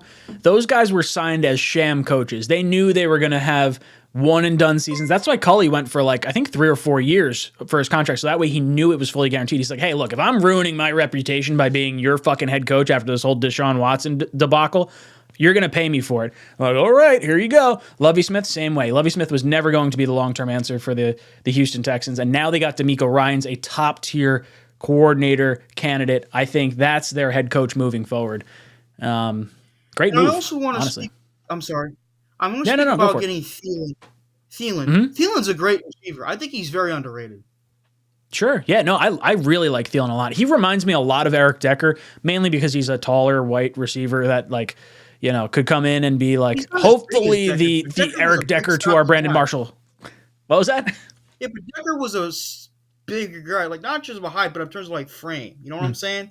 Thielen, I'm not saying he's like a skinny mini, but he's a bit skinnier than Decker. You know what I'm saying? He's a bit thinner than Decker. Decker was big, and Decker was great. I'll never forget. They seem more like possession wide receivers as opposed to the guy that's going to burn you or go over the top on you. Benjamin, thank you for joining the channel. Sorry, Charles. And it's funny, when we got Decker in 2014, every major outlet was shitting on us for getting Decker, and I'm like, he's not the reason why we suck in 2014. No, remember? Decker was a great move. I'm a huge fan of Decker. I am too. He was a good guy. He was a good guy in the locker room. He was a great compliment to Brandon Marshall. Oh yeah, 100%. That's the best wide receiver tandem we've ever had. It's crazy to think that was it for 1 year. Charles, thank you so much for the call. You've been ejected from the cockpit. All right, next on deck, I've got Arizona Jet, Mutt Viles, Franco, John, and then Peter Chestnut. I'm just going to jump over to some super chats real quick, and then I'll get to you guys in just a moment. Leo drops in and says, Rodgers going to say it on McAfee. No way is it going to announce it through the media, especially with Ian and those guys, no doubt. Yeah, I think after seeing how everything has played out today, I 100% think it's definitely happening on McAfee tomorrow. So I am... we got 77% of you guys. How many people in here? 1,500 votes. We're going to do a watch party for the Pat McAfee show tomorrow. So that's 100. That's happening. It's going to happen. 77% of you guys going to be there. I'm all about it. I definitely agree with you, Leo. I think he's going to burn the major media, and he's just going to say, "What do you mean? I told Trey Wingo yesterday. It's definitely a done deal. I'm going to the Jets. What do you mean he didn't believe it?" I love it. Mr. Uglis drops in and says, I could watch Schefter run off set and answer disappointing phone calls for 7 more days. I'm over the fake drama. ESPN is worse than WWE. I mean, Ian had me going crazy today on NFL Network. I do prefer Ian over Schefter, but either way, I like both of them. They both break some great news. If you guys are looking for the call-in number, I realized I didn't put it in the... Hold on. Let me... there we go. To call in, there's a pinned comment in the chat. You can either join the show, so you can hop into the phone call line, which I have a whole list of people. Just kind of sit tight because, we're getting to people as we could. I'm not going to end this at 10 o'clock. As long as we got a bunch of people in here, we're going to fucking ride it out. And then if you guys want to get some cool jet emojis and support the channel in a more, financial capacity, there's a second link in there to join the channel if you feel so inclined. All right, let's hop over to Arizona Jet. Arizona Jet, how you doing tonight, brother? Hey, how's it going, Ryan? How you been, man? I've been hanging in there. I'm having like a little bit of a panic attack earlier today. I'm very excited, slightly cautiously optimistic. I want to see like officially, like either from Rodgers or from like other people that Rodgers is definitely coming. For sure, man. I was like on the Jake Asman show and the Trey Wingo tweet. They went crazy. They erupted on there. Like, and then Jake was like, wait. Jake was like, wait. I got to see. Does anybody else posting this? No. He's like, nobody else is posting on this. So he's. Dude, I'm the same spot. We're optimistically. Justice! Welcome to the channel. Sorry. We got a new member. Drop some JETS in the chat. Nice. Sorry, Arizona Jet. You're good. I mean, we're cautiously optimistic, but like what I'm thinking is just like, because Jimmy G, when I saw Jimmy G leave, like my heart sank a little bit. And then when I saw like Derek Carr, well, obviously first Derek Carr, and then you see Jimmy G, you're seeing all the dominoes drop, and you're like, man, it's Aaron Rodgers. I hope he's not like trolling everybody. And then boom, Wednesday comes, I'm retiring. Sorry, guys. Like that would be heartbreaking. Dude, like 110, like what you were saying, Ryan. Like if 110 million dollars can't convince you to come play for the Jets, you know how many people will be trolling our team, even more so. Dude, they're gonna rip us apart in the media if we wind up missing. That's why I think there is the off chance of like, okay, if it's so embarrassing for the Jets the way Aaron Rodgers handles it, I would go directly to Baltimore and I would say 250 fully guaranteed. Lamar, here's 2 first-round picks. Let's get it done. Yeah, or even this. So like you can't get Lamar. Trade for Matt Stafford. Matt Stafford's a gamble, but I would definitely Cousins, both. Cousins, but like here's another thing. You get Cousins, and then you go pick up Adam Thielen. Yes. Ooh, that would be. I didn't even like put that together. That would be awesome. Steve, welcome to the channel. That combo would be like nasty and Garrett Wilson. Garrett Wilson's like Jefferson. So that would be like New York, Minnesota. Like we'd be like the Vikings of New York. You know what I mean? Like I think Cousins could be just as good. Was Bradbury a Viking? I'm pretty sure that's correct. And they cut him, and they're just trying to clear cap space. I love the idea of adding like a center, veteran center.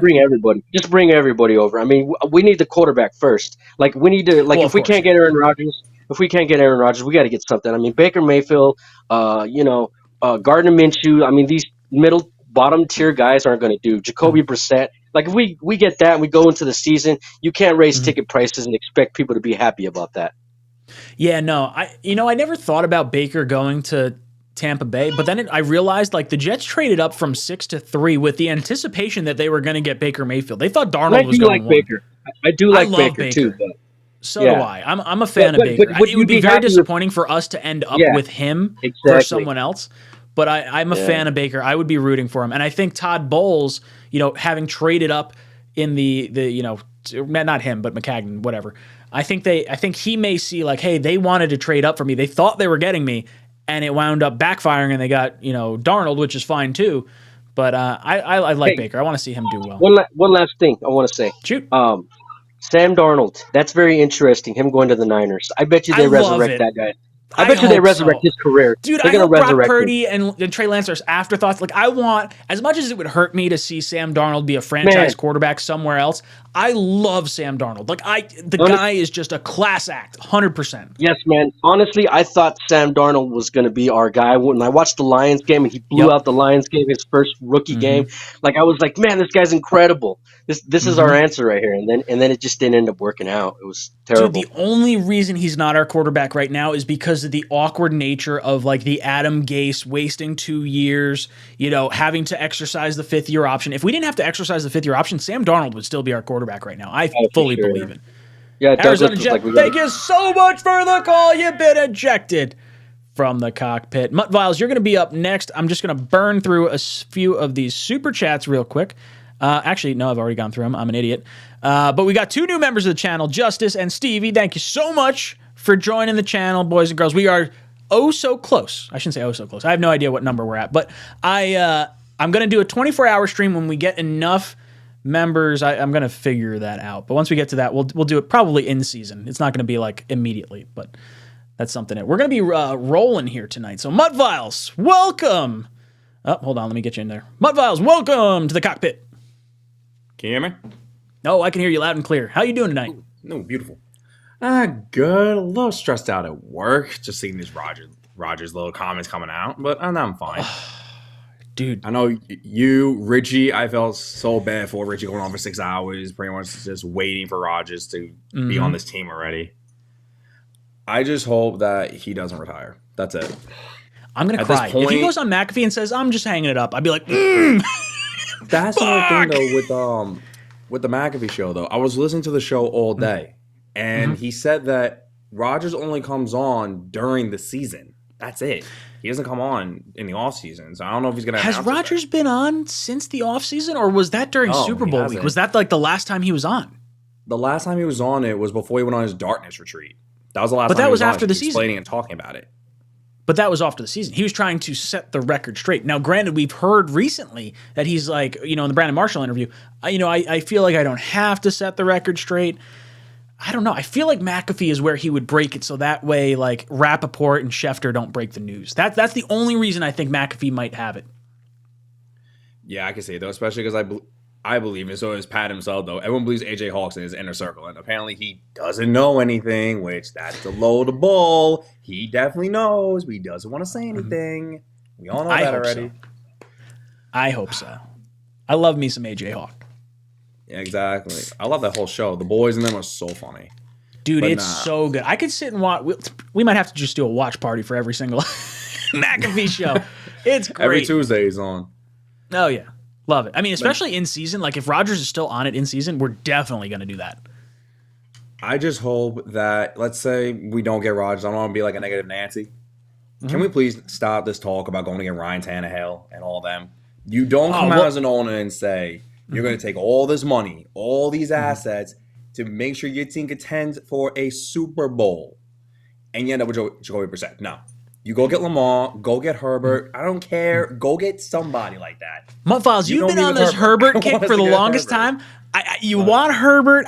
There's no way I see the Chargers like not paying him. Like, I know they've been a historically cheap organization. Like, you're spot on with that. It's a good thought process because I think that's, maybe in the past it was more of a thing. I think now that they're in LA, it's less so. But I would pivot. Now, you let me know. How do you feel about Stafford and Cousins? I feel like those would be the two I'd prefer to pivot to. I don't mean to cut. I'm not jumping on the Cousins. Absolutely not. Not because of what happened last time. No, not after what he did with us before we got Darnold. No, I'm not touching him. Stafford, I don't mind him. My problem with him is afraid of his back. Way too injury prone. That's it. Yep, that's where I'm at. He went to the Rams. He won a Super Bowl, but with the Lions, he was good. He was always injured. Even last season, he was injured. And I think the Rams GM even said, though, the only 3 players they're not trading is Aaron Donald, Cooper Kupp, and Stafford. They're like the only 3 guys they're not trading. Everyone else is on the table. Interesting. All right. Well, if Stafford's off the table, that's totally fine. I know you'd almost have to trade for him after June 1st, which is like the kind of the panic move. I feel like if you miss on Rodgers, the only way there's not a fucking revolt in Florham Park and One Jets Drive is if you throw the 2 first-round picks at Lamar. Like, fuck it. Why not? That's like the highest high you could possibly get. Like, it might implode spectacularly, but if you can't tell me it would not be a blast to watch Lamar Jackson, Breece Hall, Garrett Wilson. Like, this team would be electric. I just hope it's Rodgers. Of course, he's gonna actually have receivers and weapons, just like when Miami was talking about, let's go get Lamar. Well, that was what I was afraid of. I was like, I don't want Josh Allen and Lamar. He has weapons there. Yep. Dude, there's one thing I'm scared of. Miami? Are you afraid of White at all in Miami? Like, is there any little bit of you that's like, man, if he clicks, that's like the team that he could click with? There's one thing that scares me. 2008 repeats. That's it. Oh, remember back yeah, in 2008 right. when we got Brett Favre? Fuck that. No, dude. No, fuck that. Stop that, motherfucker. You stop that right now. I know exactly what you're saying. Chad Pennington wins the fucking AFC East because we got rid of him. Mutt is saying Mike White's going to be Chad Pennington, and now I'm done with you, Mutt Viles. Ejected. Oh, that got me fired up. I love you, Mutt Viles, but man, I hope that's not the case. I didn't even put 2 and 2 together. John, welcome. Oh, John just hung up. All right, whatever. Peter Chestnut, welcome. Peter, how you doing tonight? Finally working, man. Sorry about that. Is? I'm watching on my tablet, and I was waiting in the waiting room on my phone, so I think it was like canceling it out. Oh, you were. Yep. I got you. Well, how are you feeling today? Horrible. When you were doing your stream, I went for delivery, and I waited for like a 90 minutes with no service. Couldn't find out what was going on. And then I leave to a different place, and I got the Trey Wingo tweet with the Garrett Wilson tweet, and then no service again for like another 45 minutes. Oh, that's brutal. I've been dying all day. Freaking out. Were you able at least to listen to like, are you local? Like, are you listening to WFAN or like any of like the news? No, I'm in Georgia right now. I drive trucks. That's why I like you, Green Bean, and Jake Asman and stuff, because you guys are my radio. You know what I mean? Oh, I love it. Yeah. Thank you. So how are you now? How are you feeling like right now with the Aaron Rodgers stuff? Like, are you feeling better? I've been drinking. No. You've been drinking? Not at all. I'm gonna say this though. When in the draft, 'cause I follow the draft ever since Revis's year, which is magical. I should be going to the Hall of Fame with my friends. We all have like season tickets and stuff. But so when Jermaine Johnson, I forget the center's name, were falling, I started paying attention because I know that if the Jets don't want them, I definitely wanted them. And then at one point, I was thinking that since they were both dropping, that once one of them is off the board, then the Jets were going to make a move. And we ended up getting Jermaine Johnson. So I thought that's what really happened. But one JD Films, which is magical, showed us the inside. And we finally got to see that we were all wrong, or most of us were wrong. I was wrong. I'm hoping that one JD Films is filming all this stuff right now, and we're missing a whole bunch of stuff because I'm from Long Island. We don't like Woody Johnson. All right, he took the Jets from us. The whole day, like about the last 5 hours since Trey Wingo did his thing, and we don't hear anything. I've been blaming Woody Johnson for all of this.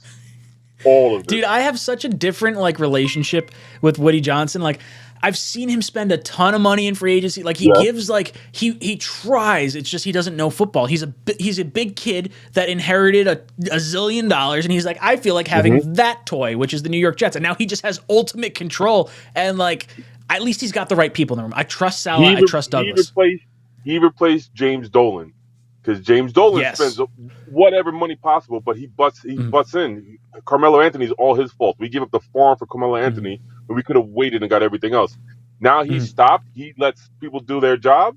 No problems now. We're doing really good. The only thing Woody Johnson should be doing is saying yes or no to what Joe Douglas says. That's it. I don't want to hear about your quarterback that you want, this player you want. I don't want to hear nothing. You shut your mouth and write the checks, and that's it. So, Peter, I want to hear from you. Do you think that Woody has pushed for Rodgers, and that there's like, because we've heard this like divide, like, do you think that the team wanted Carr but Woody wanted Rodgers, or do you buy that at all? My personal feeling, I don't think that's true. I don't know if they wanted Carr. I know that I do believe Joe Douglas and Robert Saleh, when they say they believe in Zach, they don't need to say that. They're not gonna just make stuff up at the rest of us or ESPN just putting work, like misinterpreting what they said. I trust what they said. But I know for sure Woody definitely wants Rodgers. If you look at the whole thing, he's been giddy when he went to the the award honors, ceremony. the award ceremony. They come out of the restaurant, giggling Joe like Douglas, a little schoolgirl, straight face. He knew exactly what he was doing. Peter, I love you, brother. You've been ejected from the cockpit. I love the abrupt ejection. That one makes me the most happy. Franco, hang tight. I'm going to have you on in just a second. I just want to get to some super chats, and then we'll hop you in here. Hold on. I think I just got one. Where'd it go? I love the Let's see. Franco, just make sure you mute that on your side just so I don't hear it. Mitt Flair says, plot twist. What if Rodgers is waiting to see the Jets, see what the Jets do with Lamar on Wednesday? If I'm the Jets, no one's signing Lamar. I'm not offering an offer sheet. I'm sitting tight. I'm waiting for Rodgers. And if Rodgers makes his decision and he sees, hey, look, the Jets are not moving in on Lamar, all right. I don't think I get the feeling the Jets are not in on Lamar anyway because of the duration of contract, and I don't think Douglas wants to pay a quarterback that his former team that he believes is very smart. The Ravens are a smart organization. They're one of the best organizations in all the NFL, and they're not paying him. That doesn't pass the sniff test for me. So I think I don't think the Jets are actually in on Lamar. I think there's going to be some other potential options there for the New York Jets. And then I see Leo dropped in with a super chat. Leo says, so Garrett Wilson tweeted that at 3:30 p.m. I can now enjoy my vacay. Y'all should see his smile on me.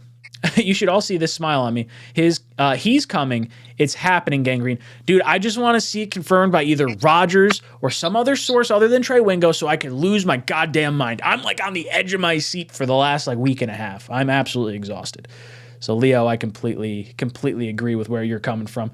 Franco, welcome to the cockpit. Let's go, Jets.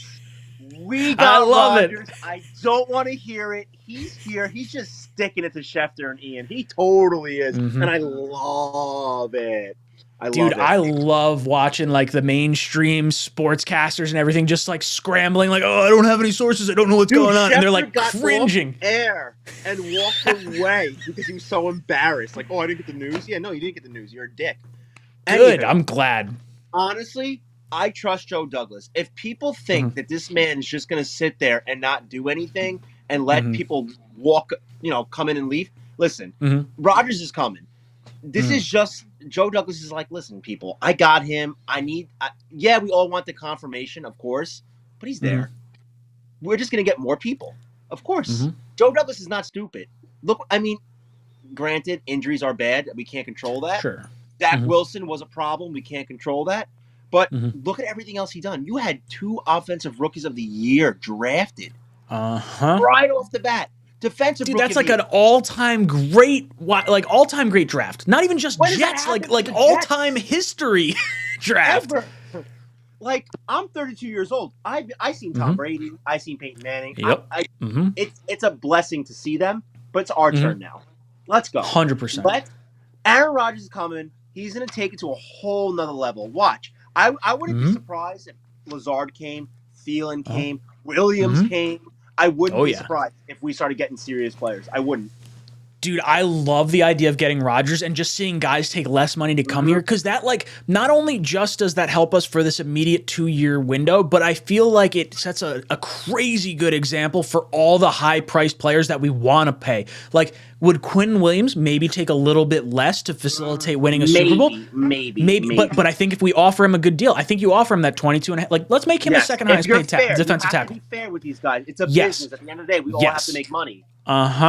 Absolutely. You don't lowball him.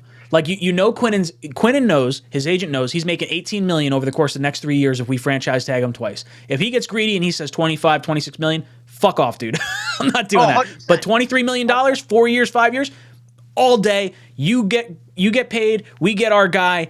Let's move on. Let's win a Super Bowl. Yep. And also, we are not giving them 13. For people that think 13 is being given up, you're a moron. It's not happening. I'll tell you what's happening. They're going to trade back, get their second pick back, and we're going to have a full draft of more talent. And I'm telling you, we are going to be so good next year. Oh, dude, I threw $100 on the Jets winning the Super Bowl. I never do that. Like, that's how confident I feel.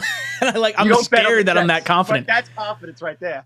I'm terrified. I'm absolutely horrified that I did like a bad thing. I'm going to jinx us. But dude, brother Franco, thank you so much for the call. You've been ejected from the cockpit. That's cool. We got NY Jets fan 4 and Joseph coming up next. I just want to hop over to these. I think I got 2 super chats. Yeah, let me just hit these real quick. Oh, that burp's like not coming out. Sorry about that. Oh, there it is. Oh, I haven't drank on stream in a long time, but I've hit that point now. Michael comes in and says, Jets just restructured. John Franklin Myers saved 4.8. I love it. Dude, you get all these dudes locked in for 2 years. They're all buying in. I love it. We got JD Grant joining the channel. Let's go. Boys, drop some JETS in the chat for our newest member of the channel. And while you're over there, make sure you that like button. Oh, I love it. Thank you, JD Grant. Brian Bogan drops in and says, I love that Aaron Rodgers was all namaste with the Marshall interview and then 2 days later takes spite poops on the NFL Insiders. Dude, I love this. This is great. Like, these media types have been ragging on the Jets for fucking years. We got a quarterback potentially. I don't want to say yes because I don't want to get my hopes like absolutely destroyed. But I think we finally have a quarterback that's going to stick it to the media. Like, I love the idea of him coming out to press conferences and just fucking trolling everyone. Get me fired up. I'm going to be excited for this season. All right, we got NY Jets fan 4 coming in. Welcome. What's going on, live stream, dude? I'm hanging in there. How you feeling today about this Rodgers shit? Honestly, man, I'm not stressing. It's clearly with all of what's going on with the restructures, the meeting, Jimmy G going to the Raiders. I'm pretty confident, and after seeing Brandon Marshall interview with Rodgers, I'm pretty confident he's coming. It's just obviously we're all anxious to hear the for sure news. But what I'm surprised at is I'm actually surprised how not one peep has come out of the Jets, and for so long, airtight. Before JD got here, we were ranked like 32nd with that shit. With any little thing came out of our organization, Manish Mehta. As soon as JD got here, and progressively throughout the years, he's just got. There is not anything coming out of Forum Park right now, and I gotta say the way Rodgers is, he's probably respects the hell out of that. I'm honestly, I'm not worried one bit. The news is probably going to break before Wednesday, hopefully. I gotta hope that it's like, I hope it happens on McAfee tomorrow as like a jab to the mainstream media, and they're like, I'm just gonna break it on my buddy's channel with AJ Hawk and like have a blast. Like, that to me seems like a lot of fun, and that feels more Aaron Rodgers based on how shit's going today. Yeah, man, I don't know. It's obviously frustrating for all of us, but hey, you know what? Eventually it's gonna come out. It's there with this JFM restructuring. It's to me a done deal. I was just gonna say another thing. A little bit the Rodgers topic. The last panel before the draft, the Jets talking about with you being a Matt. You guys should do like a final mock draft and see who can come to. Because you were pretty different.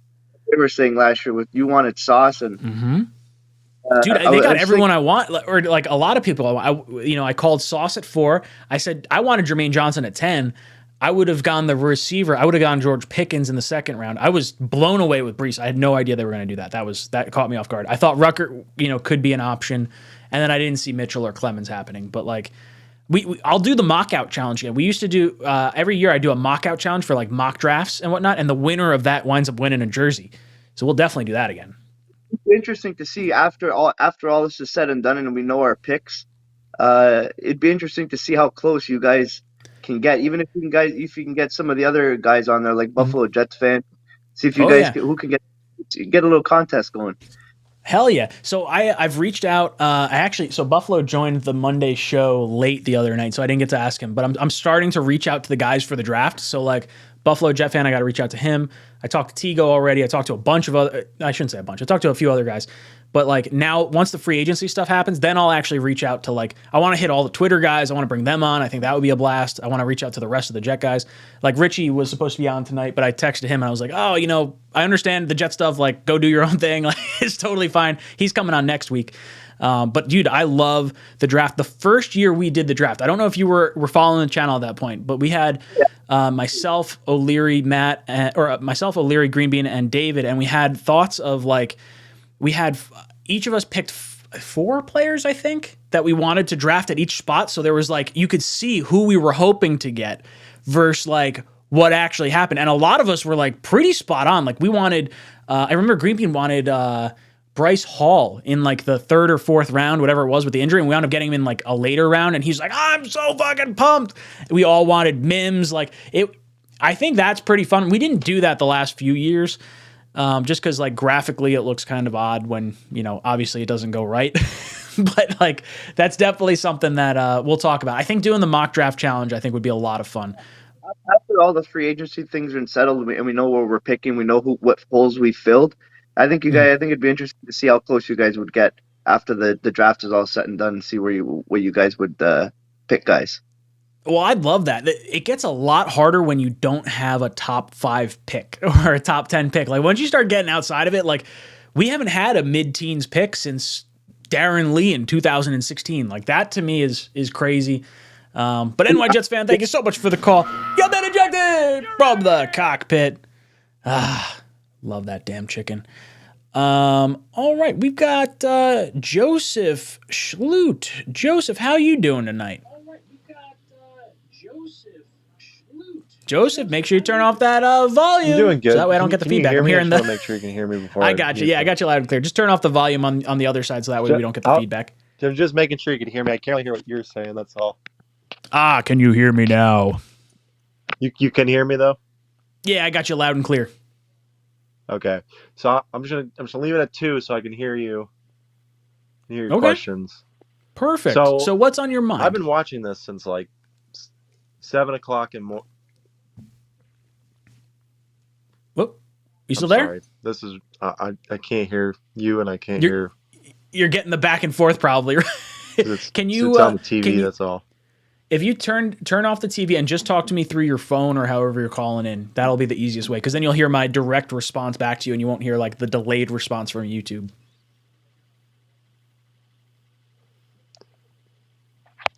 Yeah, you see, the thing is though, it's kind of like frozen. You're on the phone is frozen.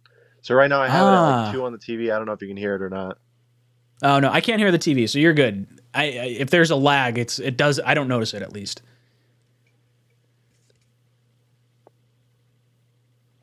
All right, let's try this again. So I've been watching you since like 7 o'clock this morning with this whole Rodgers thing. I've been a Packers fan since I was like 3. I just remember watching Aaron Rodgers play, and I was like, holy crap! Like the things he can do with the football is like incredible. And I always see these ESPN people like, oh, Rodgers can't come to the Jets and beat all these top AFC guys. Like he's done it before. I don't really understand the whole narrative of him coming over and being washed. Like he is still better than most guys, and he was playing injured. So I don't really understand this whole narrative of Aaron Rodgers is washed. He's 40 years old, and he's still doing things that Tom Brady wish he could do with the ball. But I just think it's crazy that people think that he can't beat these young quarterbacks when he's done it before more than once. So I just want to know your thoughts on that. How do you feel about that? Oh, dude, I'm on the same wavelength. Like I don't understand why people think Aaron Rodgers is washed. Like he had the injured hand last year. He was, I think maybe he did not participate with the young wide receivers, and there was a little bit of an issue there that he may not have foreseen. But I think he's ready to go. How do you feel about like the trade? Like, are you sad to see him go, or are you like rooting for him to do well on the Jets? Like, how do you stand on that?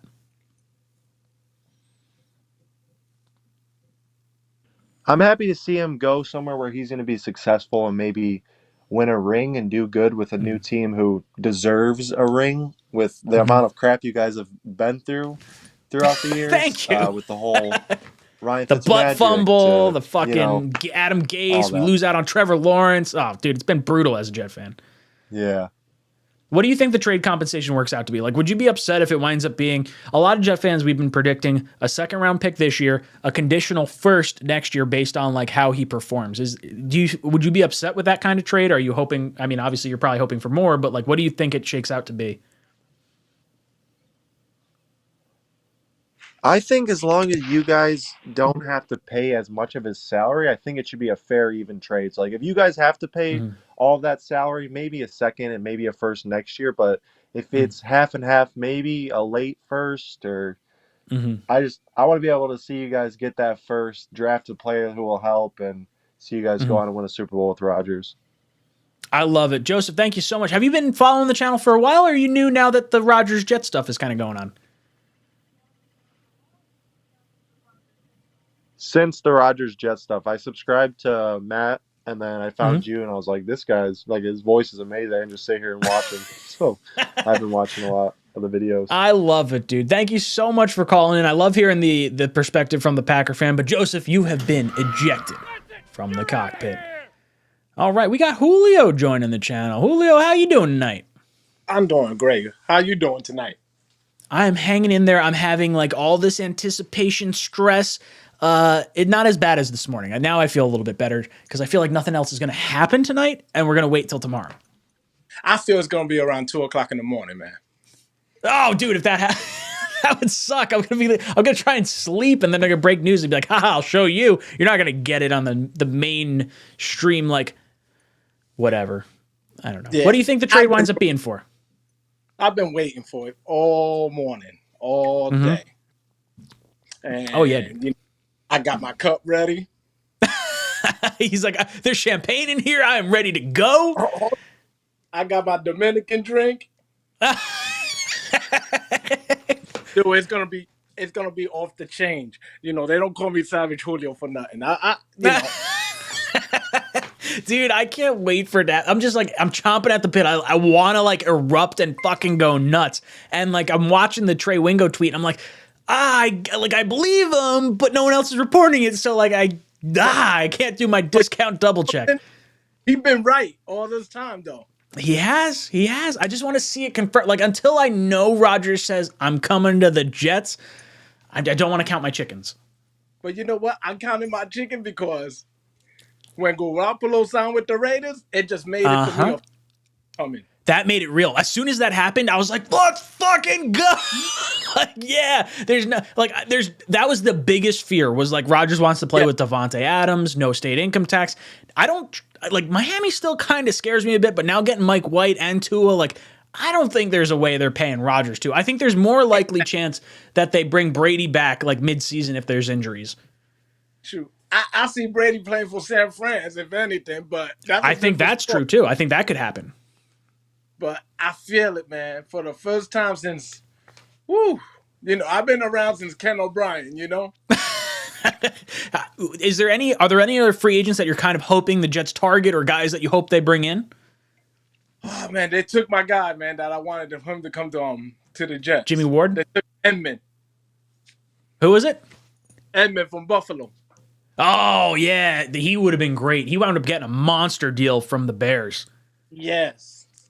So that kind of disappointed me, but right now, let's get Rodgers and then we work it from there. Yeah, deal with everything else after the fact. I don't care. Once we get the quarterback, everything else slots into place. Not into place because, once we know Rodgers there, we got that one receiver from Green Bay that wants to just play with Aaron. We'll get Cobb. Maybe we get Lazard. I would love Thielen. That would be fantastic. Julio, any last words before I eject you? Yes. Let's get that other Ohio receiver from the draft. Ooh, Jackson Smith, the Jigba. Julio, looking for some receivers, brother. Thank you so much for the call. You've been ejected from the cockpit. All right, we got Jay joining the show. Jay, how you doing tonight? What's going on, boss? I'm hanging in there. I'm like way more composed than I was 6 hours ago? I was freaking the fuck out. I was absolutely. It's got to happen. Honestly, I didn't really expect any different. I'm a realist. I know how Rodgers is.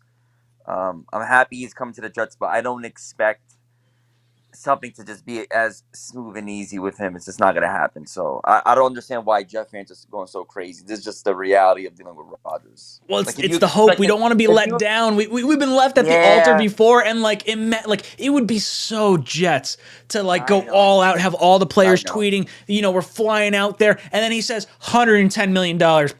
I'm not going to the Jets. Fuck that. That would crush us. It's got to happen.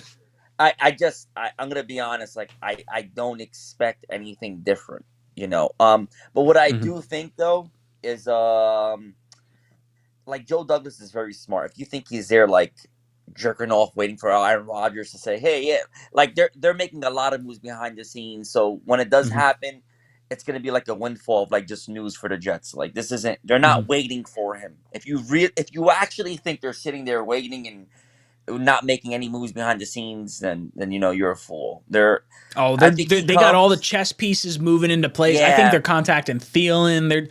Maybe they're waiting for the official Thielen, Rodgers. I don't want him. I want to go younger. I want Lazard because I need somebody that Rodgers knows, right? Sure. I want a big body. I want a big body receiver. Thielen, he's on the downfall. I want a young. I just want a squad of. I want a squad of just young fucking animals That See, they I'm can play hoping for like the veteran presence and like a little bit of leadership. Like to me, I really like Thielen. Lazard, I feel like if he comes to the Jets, it's because he's chasing a ring and he is taking less. So that does make me feel good. And he has the size profile that I want too. And he's a good blocker. Yeah, we need that. But I don't know, man. Like, and I know we talk about Garrett Wilson being young, but I feel like last year when I was at one interview where he kind of called out the team, and I felt like it was a spark. Call me crazy, man, but I saw so much leadership in just that moment. Was saying like, you know what? This is unacceptable. We gotta fucking improve. I just saw him grow before our eyes. So, Dude, Garrett Wilson is so much more a leader than Elijah Moore. Like Garrett Wilson is a top 10 receiver.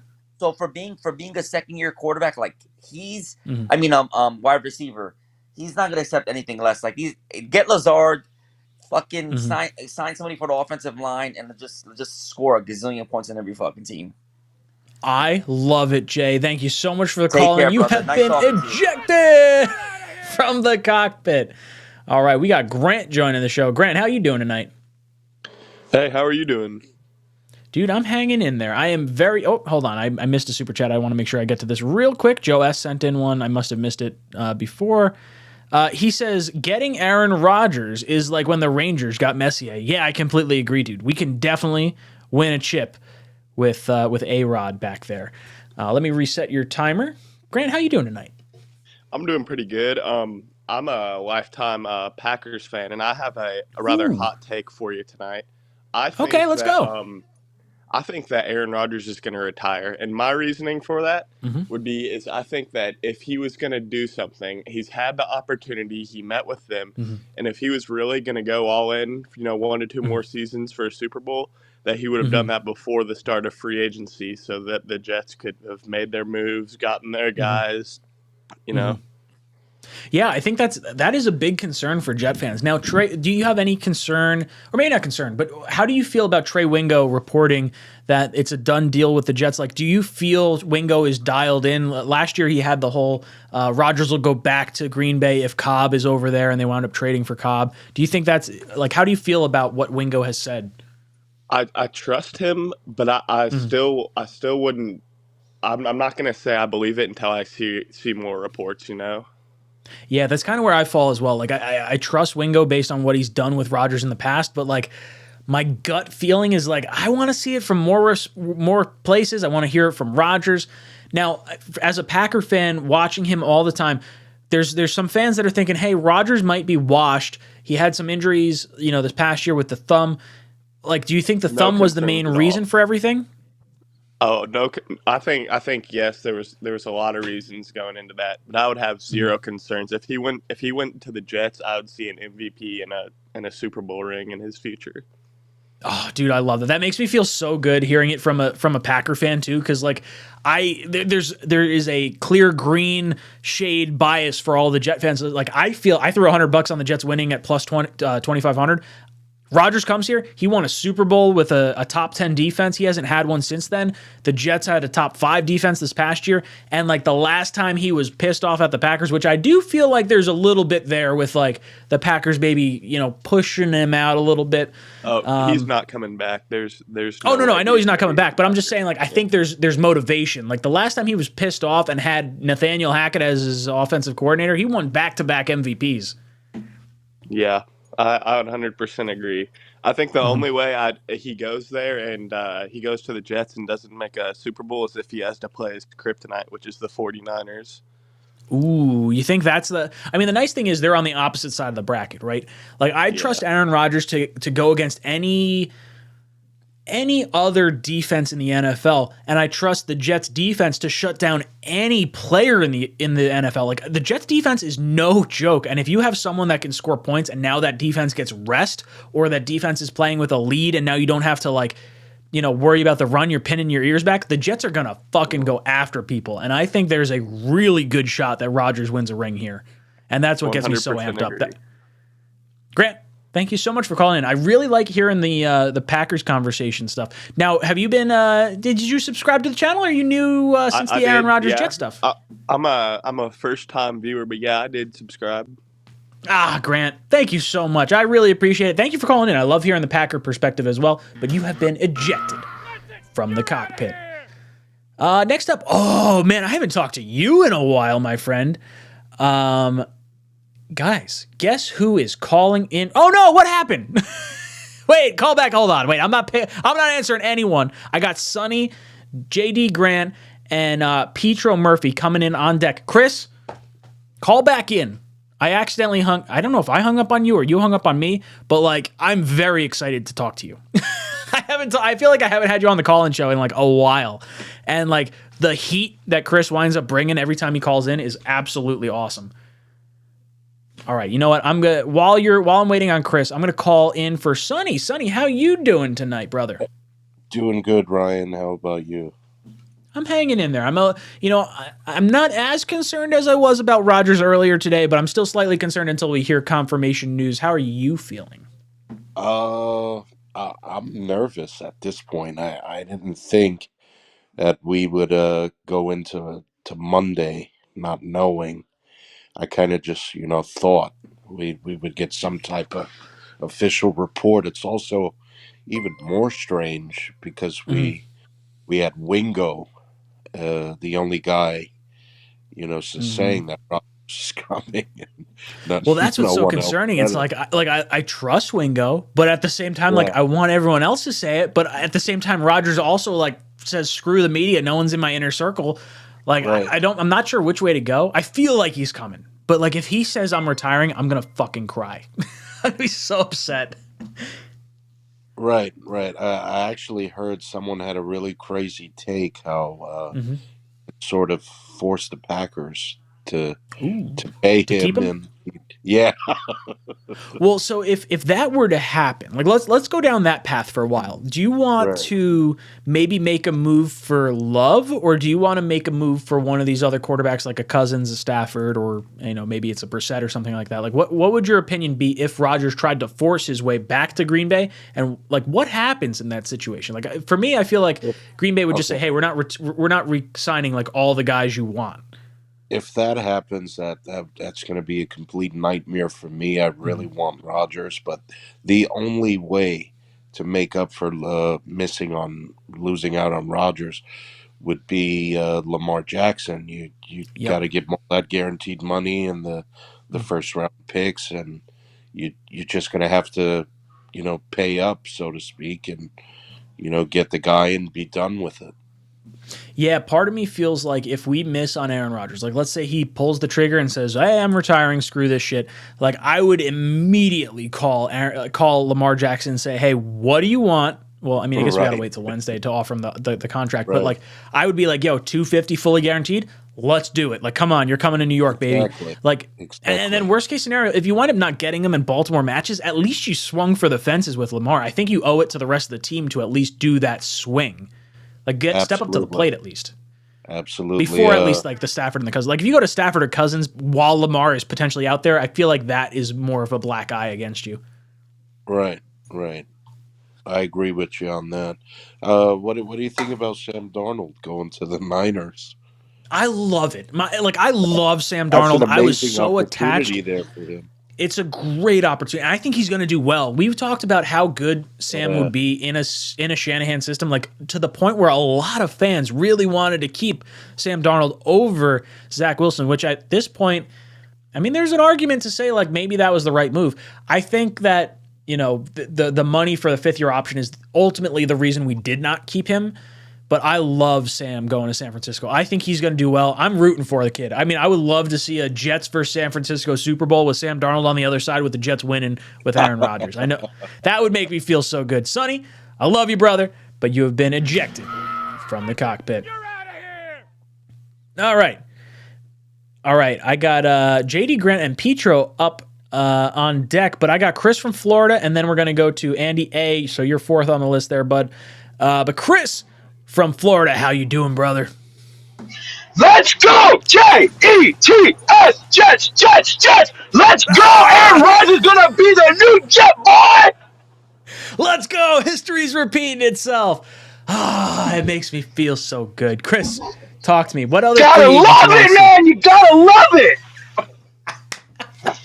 Dude, I haven't talked to you in a while. How you feeling? How you been? What's going on in the life of Chris?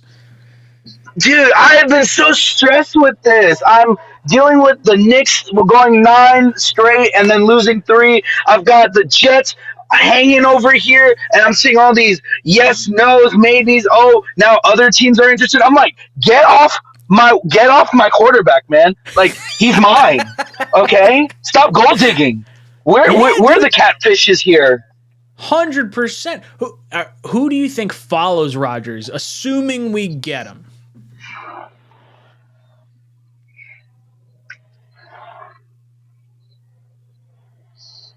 I think I want to say the running back because he's loving it, Jamal and Williams? he preaches a lot to the coach too. Dude, I love the idea of bringing in Jamal Williams to a young running back room. I love the idea of adding either Thielen or Lazard to a young wide receiver room. I love the idea of Adrian Amos to a young secondary. Like, I would love to add vets that are hungry. What I want the most is if I were to have that running back, because it's how Rodgers represented him being a leader in the team. I wanted that leadership to be brought by Michael Carter because he's such a guy that everyone really likes. He's funny. People say good notes about the guy. But then I was like, I never see him hype up his team. He's always there emotionally for support, like with Elijah Moore and stuff. But I never hear anything like, yo, he's coming out here saying, yo, we got this. We need to get hype. We got to get pumped. You know, like I really wanted that Jamal Adams vibe from Michael Carter and stuff. But if we maybe bring in a guy like this, maybe that would influence Michael Carter or Breece Hall to be that next step up leader when the vet does leave. But man, it's just I can't take anymore, man. I need some sleep. I need I've been going something nuts trying here. to watch this shit. I love me some Michael Carter. He's the voice for me. If you bring in a Jamal Williams or something like that, I feel like Carter could learn from him. I would love to keep Carter long term as like RB2 and Breece Hall as RB1. I love the leadership of Michael Carter. Everything we saw from him last year, from like the off the field stuff, absolutely awesome. Him at training camp was great. Absolutely. And just to end the note here, man, I know everyone's feeling like this. I feel like that guy who just went on a blind date and he's already at the restaurant just wondering, am I just going to get like bailed on right now? Because this is all we want to know. Am I sitting at the table like, dude, Chris, give me a We got this, man. Joe Douglas, J-E-T-S, Jets! Ah, Chris from Florida, you've been ejected from the cockpit. We got JD Grant, Petro Murphy, and Andy A coming up in just a second. I just want to hit a few super chats here that I'm a little delayed on. Blitzcrew hopped in. Blitzcrew says Aaron Rodgers retiring now would compromise his post-NFL marketability in the largest market on the planet. If he was retiring, he would have said it coming out of the darkness, or at least at the Cali meeting. Yeah, I think for me, $110 million over 2 years after making $300 million in the first 18, that to me is more the reason why he would not retire. But I feel like if he's coming back, he's going to be all in. So yeah, I do think he would have retired if it was going to be already. If he winds up stringing the Jets along, like, yo, you're going to have a shit ton of people pissed off at you. Marty drops in. Marty says, Aussie Jets here. Is so excited. Get some green cheese. I don't know if I want to have some green cheese because that's probably probably not safe, but I know what you're saying. Brian Anderson drops in and says 12 plus 69 equals the 13th pick and 2 second rounders. So hold on, let me figure this out. Who's 12? 12 is the Jets are 13. 12 and 69 equals the 13th. I'm very confused here. Brian, I'm going to need you to walk me through this because I don't understand it. 12 is who's 12? Who's in front of us? The Texans. So why would the Texans trade 12 and 69 for the 13th pick and 2 second rounders? I don't want to trade up one pick. Brian, I need you to elaborate. I'm a little confused. I'm a little confuzzled. All right, we're going to go back to the phones. We're going JD Grant. JD, how you doing tonight? I'm doing great, brother. How are you? I am hanging in there. I'm trying to keep my composure over this whole Jets Aaron Rodgers stuff. How you feeling? I know. It was a work at home morning, so I watched you freak out all morning. Then it was O'Leary, took me to the afternoon, and then right back in after dinner. We're doing shifts. It's like who's panicking now? Oh, it's great though. No, this is exactly, Long Island kid. I've been living out in Seattle now for 15 years, so I've been watching different teams. I can tell this is not same old Jets. Same old Jets. They go out and they get Tannehill. They become a 9-8 team for 4 years. They waste all the rookie contracts, and then they go, look how good it is. We made the playoffs. Look at us. We're great. And then they go back to be mediocre, draft in the 20s. Yep. This is it. Go in. A-Rod's a guy. Bring him in. Bring all his friends in. We made all kinds of cap room. They just did, another restructure? JFM restructured while we were on I this. love it. They're locking in everyone for 2 years because Aaron Rodgers' contract immediately lines up with that 2-year window. Exactly. Just make it, because you know what I'd rather be? I've been out here, all my friends, they're all Seahawks fans out here. You know what I'd rather be? I mean, granted, they got the ring, but I'd much rather be the Rams. Go in it to win it, all in, win a ring, and so what if it blows up the next year rather than be mediocre for half a decade, Nobody likes we're the wild card team. We're always in the wild card. That's who cares about that? Get a ring. Yeah, dude. I look, one and done in the wild card is like, okay, great, we made it to the playoffs and we can have some fun, but like Aaron Rodgers comes here, like you're expecting an AFC Championship game and plus from this guy. You got a loaded defense. Let's win while we have these guys on young contracts. And then after that, after Aaron Rodgers, either it's Zach for 10 years or you're drafting a new quarterback after this season. I'm all on board with that. I really do. I'm about it. Last time we had this kind of swagger was Rex Ryan, man, and we were a couple of plays away, So like, let's do it. Let's have the swagger. Let's bring everybody in and let's go all in. And it's because I've been out here too. And the Brett Favre thing, like people are saying, like, oh, remember Brett Favre last time? It's like, yeah, I remember Brett Favre last time. We were the best team in the NFL at 8-3, stomping out Tennessee, and then he tears his bicep, and like then it spiraled out of control. The Jets would have won a Super Bowl with Brett Favre. We were AFC Championship all day long if he didn't get hurt. Oh, 100%. You can't tell me that Brett Favre instead of Mark Sanchez doesn't win a ring in those 3 years. Let's just say the Sanchez jersey got hung up for a bit there when the Favre jersey came out of retirement. I got my Favre. I never had a Sanchez. I got a Favre jersey in the closet, though. My wife got me a Sanchez jersey, and I wore it right up until the fact we got Favre. And then it's like, New Jersey, I'm in. It's like, ooh, this is better. This is better. I hear you. Is there anyone else you're hoping follows Rodgers?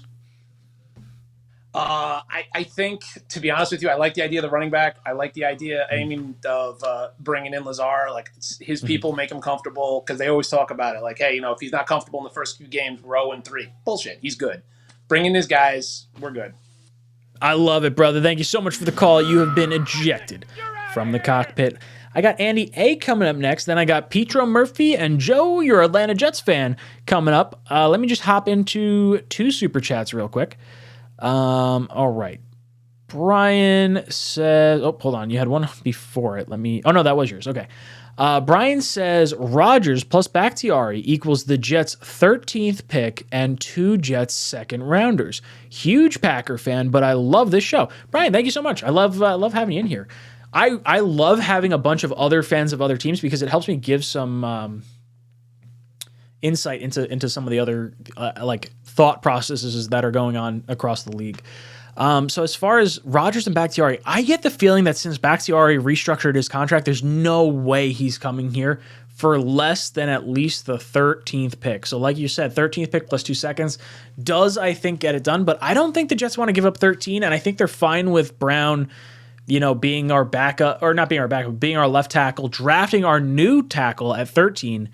I really think it's going to be the second rounder and a conditional pick for Rodgers. I don't think it's going to be any more than that. I would be a little surprised based on not having any other,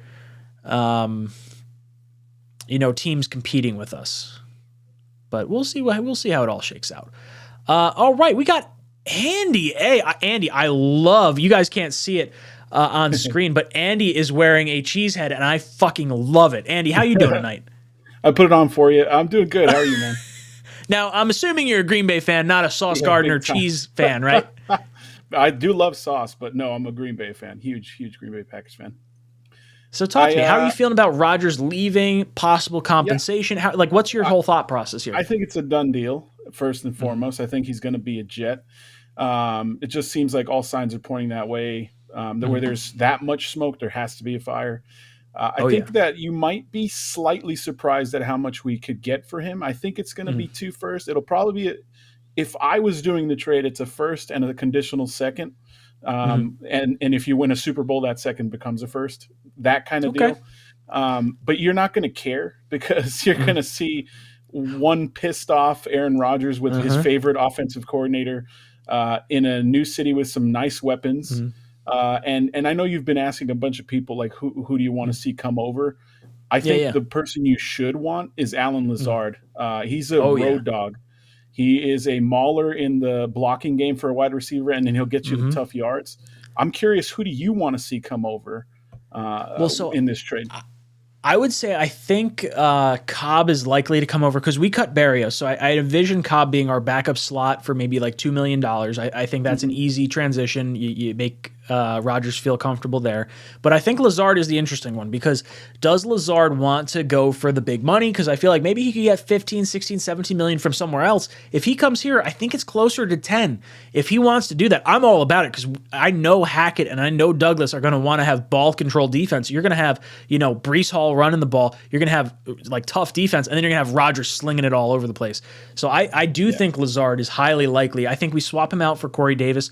I could see a situation where we trade Corey Davis to you in an attempt to maybe fluff up the trade to make it look better. Because I'm on an opposite wavelength. I don't think we're going to have to give up 13 because I don't think there's anyone else out there that's going to offer at least a better second round pick with us. If someone was there offering a better second round pick, 13's yours all day. I don't think there's any Jet fan that would be upset with getting a Hall of Fame quarterback for a first round pick, as long as the second pick is conditionally tied for him playing and having, success and stuff like that.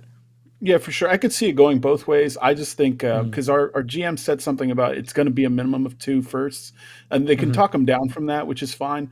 I honestly would have been cool with a second and then the next year a second that's conditional. Because I think that's the route I think they wind up going.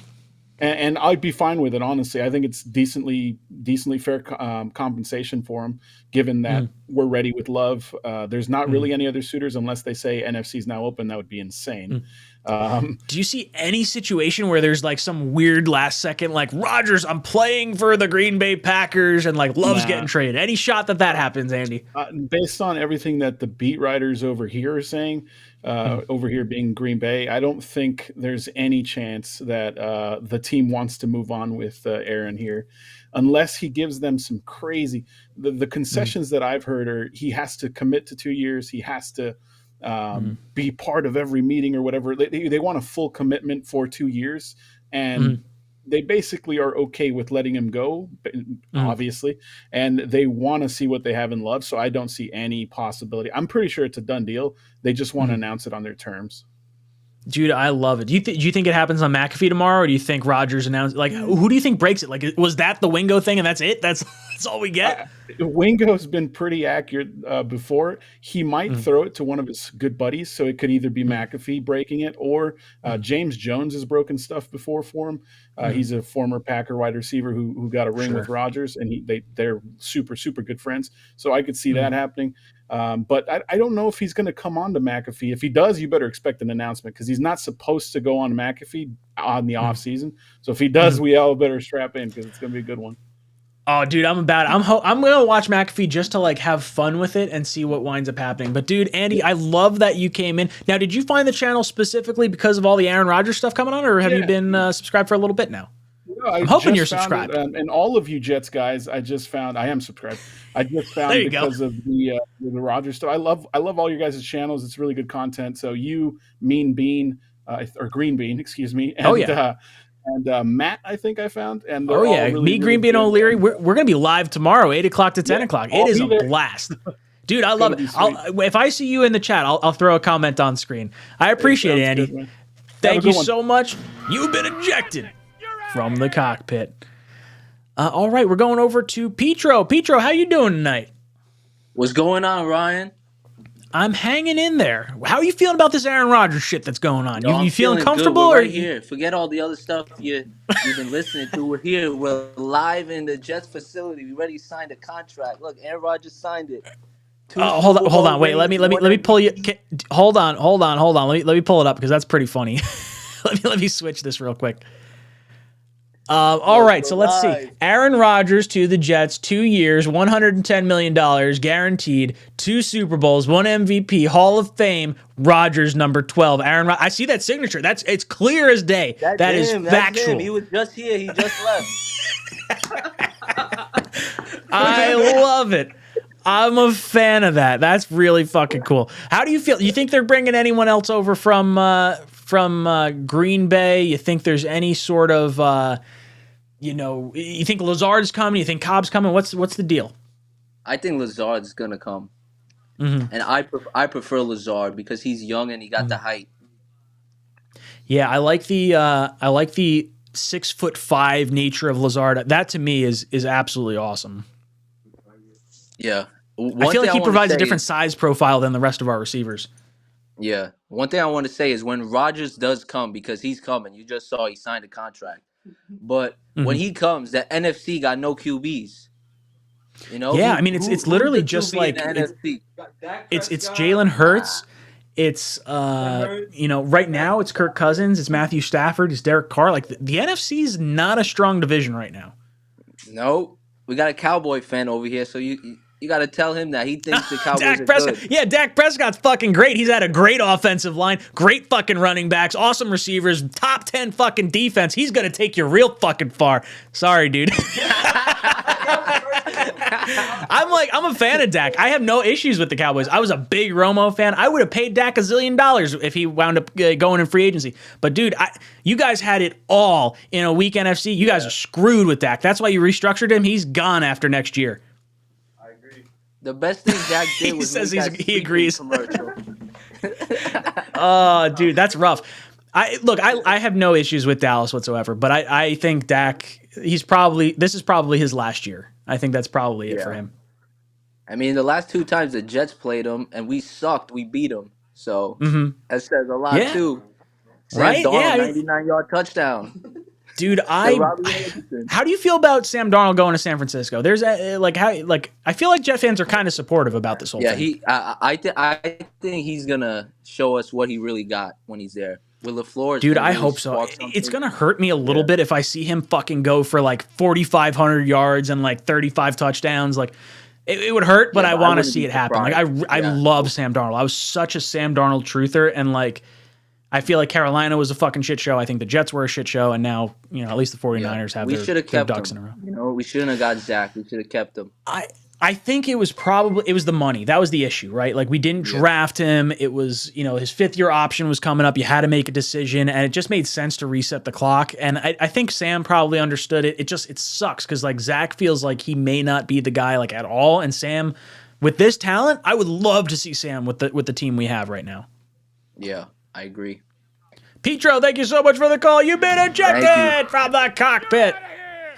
All right, I got Joe coming up next. Let me just throw over 2 super chats real quick, and then I'll hop in there. Christopher Ayala, thank you so much for your first super chat. He says, could Backtiari restructure have been for a trade? So if it is for a trade, we're definitely losing number 13. There's no way the Packers would eat additional cap space or additional money to take a 2nd-round pick. So for me, if they're doing that, it's for the 1st-round pick. I don't think that's going to be the case. I think with Brown returning, the Jets are comfortable with him at left tackle. With Bakhtiari, you have Love, who's going to be your franchise quarterback, hopefully, so you don't want to risk that to a rookie left tackle or something along those lines. I really think Bakhtiari is probably staying at this point. I was a little more confident about him leaving before that, though. And then Ray Wallace drops in. Ray says, would be cool to best car in the Super Bowl? That would be neat. If you wound up having like the Saints versus Jets in the Super Bowl and the Jets wind up stomping out the Saints, that would make me feel good. I have no issues with the Saints whatsoever. I have no issues with the car, but I would love me some little retribution there. Joe, you're an Atlanta Jets fan. Joe, how you doing tonight? I'm hanging in there, man. Well, let's I had a heart attack this morning when I got the news from Wingo. I felt like he was talking to me personally. He's like, "Yo, don't even worry about it." But, don't you worry, Rodgers is going to be a Jet. Dude, I'm panicked because I didn't hear it from anyone else. I just want to, I know he's been truthful, but It's scary. Yeah, yeah, but I was like, unless I hear from Bleacher Report, because I have all the news coming to me from Bleacher Report. If I don't hear from them, then it's a wrap. But other than that, I've been getting on my girlfriend's nerves for the last week and a half. we was at our birthday dinner, and I couldn't stop looking at my phone. She was like, "Can you pay attention to me?" I'm like, Oh, "Yeah." dude, my wife's the same way. My wife is killing me right now. I'm sitting there, like Shay's eating her food. I should be watching like what she's swallowing and whatnot. And then Becca's sitting right in front of me. She's like, "You're looking at your phone every 2 minutes." I was like, "No, it's been 2 hours. I don't know what you're talking about." Like every 2 minutes, I'm like fucking looking at my phone. Oh, it's dude. Like anytime we try to watch a show, I can't relax. It's I'm literally checking Twitter like nonstop. It needs to happen. Yeah. Yeah, it needs to go ahead and happen. You see my TikTok. I've been waiting. Like it's been like that. But dude, I was dying because you tagged me in an Instagram, right? I was laughing. Yeah, I tagged you in it. And so I'm hoping the person that comes with them is Lazard. Like I'd rather have Lazard, 6'5" frame, can block. Yeah, we get that guy.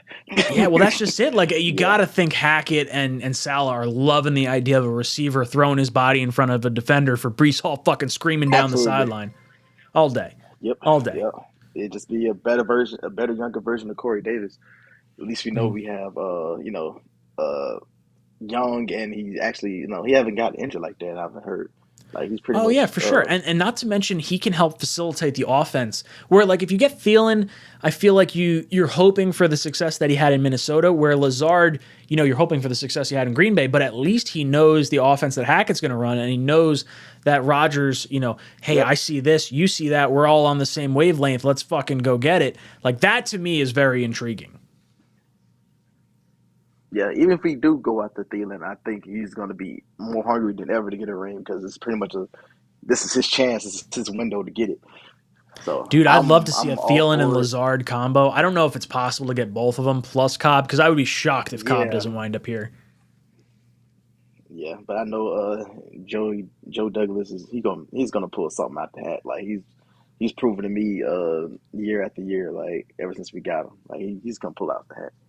Dude, he knows his trades. It's incredible. I don't think I've seen a bad trade from him. I mean, like literally, not just Jamal and Sam. I mean, you're talking like McClendon, Avery, Cashman. Like it's been a lot of different trades. Even the trade up for AVT. Like I know we gave up the 2/3, but like, dude, you got a home run guard there. Like the trade up for Jermaine Johnson, I thought was a good trade. We tried to trade up for Breece Hall. That would have been a home run trade, getting like 5 years from Breece Hall instead of 4 years.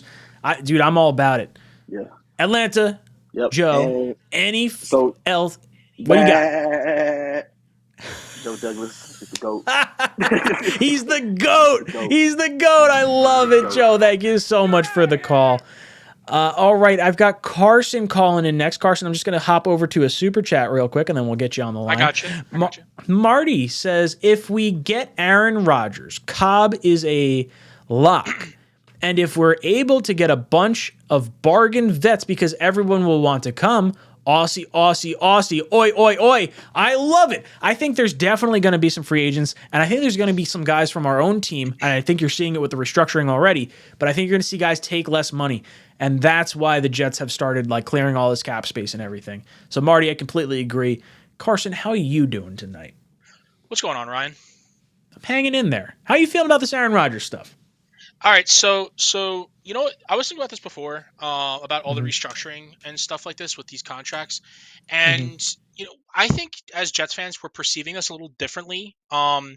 This is gonna sound crazy, but I think this is more of a Jets thing than it is an Aaron Rodgers thing, and here's why. Here's my explanation. Okay. All right. You see the Jets restructuring all these contracts of current players on the books, which I think restructuring John Franklin Myers had to happen. I said this a few weeks ago. That was a great move. Yeah, great move. I think it's a great move. Mosley has to be next because $21.5 million cap hit. I'm not about ridiculous. That. Yep. So if he's 15, 16, I could live with that. $15-16 million for CJ Mosley, I could live with that. Here's the thing. I think with the way that they're restructuring these contracts, I think it's more of a Jets thing because they need to make enough cap space not only for the Rodgers contract, but I think they're trying to create cap space for the people that he wants to bring over as well. Maybe mentioned by someone else. So I think this is more of a Packers and Rodgers waiting on Jets thing to make room for contracts more than because if this was a done deal, why are we still restructuring? That's my question. Why are we still restructuring if this is a done deal? Well, I think the plan is to get as many of your guys that you like here to restructure to have them for the next 2 years. So that way we're not going into next season saying, "Oh, well, we got to try and make sure we sign John Franklin Myers, or we got to make sure we're signing XYZ." So like I definitely think a little bit of that is that side of things. Who do you think would possibly be coming over with Rodgers in term, or do you think it's just players coming in from other teams and the Jets are restructuring to? So one of the ones that jumps out at me completely, and it was reported by a lot of beat writers, is Randall Cobb. And the reason why I think Randall Cobb is going to come over, not just because they're best friends, honestly, but why cut Braxton Berrios when Randall Cobb does what Braxton Berrios does? Punt returner, kick returner, plays in the slot, does exactly what Berrios does. Okay, more or less, you can argue who's better or not at their current age, right? Sure. But similar skill set. Now, I would not be shocked if you see Davis possibly take a restructured contract to gain more cap, because I think I texted this to you. I think I DM'd this to you. I said, did you remember that story I told you about my buddy who's friends with Rich Amini, went to college with him? Yeah. I think you said that in the most recent message, if I'm not mistaken, right? Yeah. So I texted him earlier today, and he was busy with some stuff. He got back to me a few hours ago. I didn't have the chance to DM you because I was at work. But so he told me he texted Rich, and Rich really didn't get back to me. He didn't really tell him much. But he said, this is not Rich's word. This is what he told me, my buddy. He said that the Jets are sort of what Schefter said earlier, very optimistic that this is going to happen, and they're operating as if Rodgers is going to be a quarterback for the Jets. Like they are acting as if it's okay. I'm trying to put it into my own words. I think you're spot on. I think that's exactly what's happening. I think they're aligning with like, hey, we're going to do everything as if he's going to be here because look, we're going to go out and get Cobb. I mean, I don't think Cobb signs here without Aaron Rodgers coming. Like, I don't know if obviously we haven't seen that happening, but I feel like it's the right decision to do that because are you on the same wavelength as me? Like there's the difference of plan B from plan like C, D is like not that drastic, assuming you're not in on Lamar. Like if Lamar's an option and Rodgers says no, I don't think the options outside of Lamar are that different. Okay, so here's two things. One, when I heard Garoppolo sign with the Raiders today, I thought that was possibly the Jets' plan B. Now I'm not sold on Garoppolo at all. I think he's a good quarterback, but will he win you that game? He's shown that he hasn't been able to in his career, that he hasn't been able to win that game in the playoffs. Now when I saw the Raiders sign him really quick, it was pretty quick that they signed him. We had no reports out of the Jets even making a phone call to Garoppolo's agent or even discussing a contract with him. Now that tells me that the Jets know something. I'm telling you, the Jets know something that we don't. I completely agree. They have something they know because why not? If they were frantically looking for a quarterback or outside of Rodgers, and they didn't think that Rodgers was going to be there or realistic possibility at this point, they would have knocked on the door of Jimmy Garoppolo. I mean, that's just logical. I would have. I think so. My gut feeling is that, like, as much as people have kind of linked Jimmy Garoppolo to us, I don't get the feeling Garoppolo would want to go back to the Shanahan tree. Like, I feel like he wanted to go back to Belichick and that coaching staff. So it's not necessarily Belichick, but like it was the Vegas Raiders. It was the GM from Houston that was from New England. That to me feels like the two most likely, which is kind of what wound up happening. Was Josh McDaniels there when Garoppolo was there when Brady got suspended? He was. Yeah. Makes a lot of sense. Yeah. And if he didn't want to trade him, like I would, like it's the same thing with Carr. Carr went to the guy that had faith in him in Dennis Allen. Same idea with Garoppolo, I think, with Jimmy G. And to answer your second question about what an option is after Lamar, I'm a big, a lot of people are going to hate me for this. And Jets fans are going to be like, really him? We're waited all off season for him. If this Rodgers thing doesn't work out, because if it doesn't work out, and Lamar is looking for a contract similar to Watson, where we have to give up 2 firsts and then I believe a conditional second, I believe is the terms for what we have to give up to Baltimore. You could be correct me on that. It's 2 firsts and a second? It's 2 firsts. But what happens is I could see a situation where Baltimore matches the contract and then says, hey, look, Lamar doesn't want to play here. You got to give us more than that. Like maybe that's a situation, or the Jets just walk away. I think if you give him the 230 or 250, like fully guaranteed, I think you're going to get him, and it's 2 firsts to do it. So like if you miss on Rodgers and it's like so embarrassing as a fan base, I don't know how you could sell this fan base on like a Brissett or like a Gardner Minshew. Yeah, but they've been selling us on Aaron Rodgers for the past, you can honestly say like month at this point. Oh yeah, absolutely. About ever since they hired Hackett. I mean, you're talking like end of January or whatever. Yeah. And I think honestly, a lot of people are going to hate this when I say this, but Jacoby Brissett is not as bad as a quarterback as people think he is. That's kind of why I was saying, like, when you get to that Jimmy Garoppolo level, I don't know if Jimmy Garoppolo is that much different than someone like Brissett, and Brissett's probably going to cost you $10 million less. He might be like $15 to $20 million. And the offense that he was in Cleveland was a run-heavy offense with Stefanski. They obviously wanted to feed the ball to Nick Chubb and Kareem Hunt. That's what their objective is. That's how Stefanski did it. He did it in Minnesota with Dalvin Cook and Alexander Mattison. But now, when he implemented it in Cleveland, Jacoby Brissett's stats are not going to be as eye-popping because the offensive he was in. But when you watch games, super accurate, super efficient, doesn't turn over the ball a lot. Doesn't really get injured, so he's a really big good quarterback guy.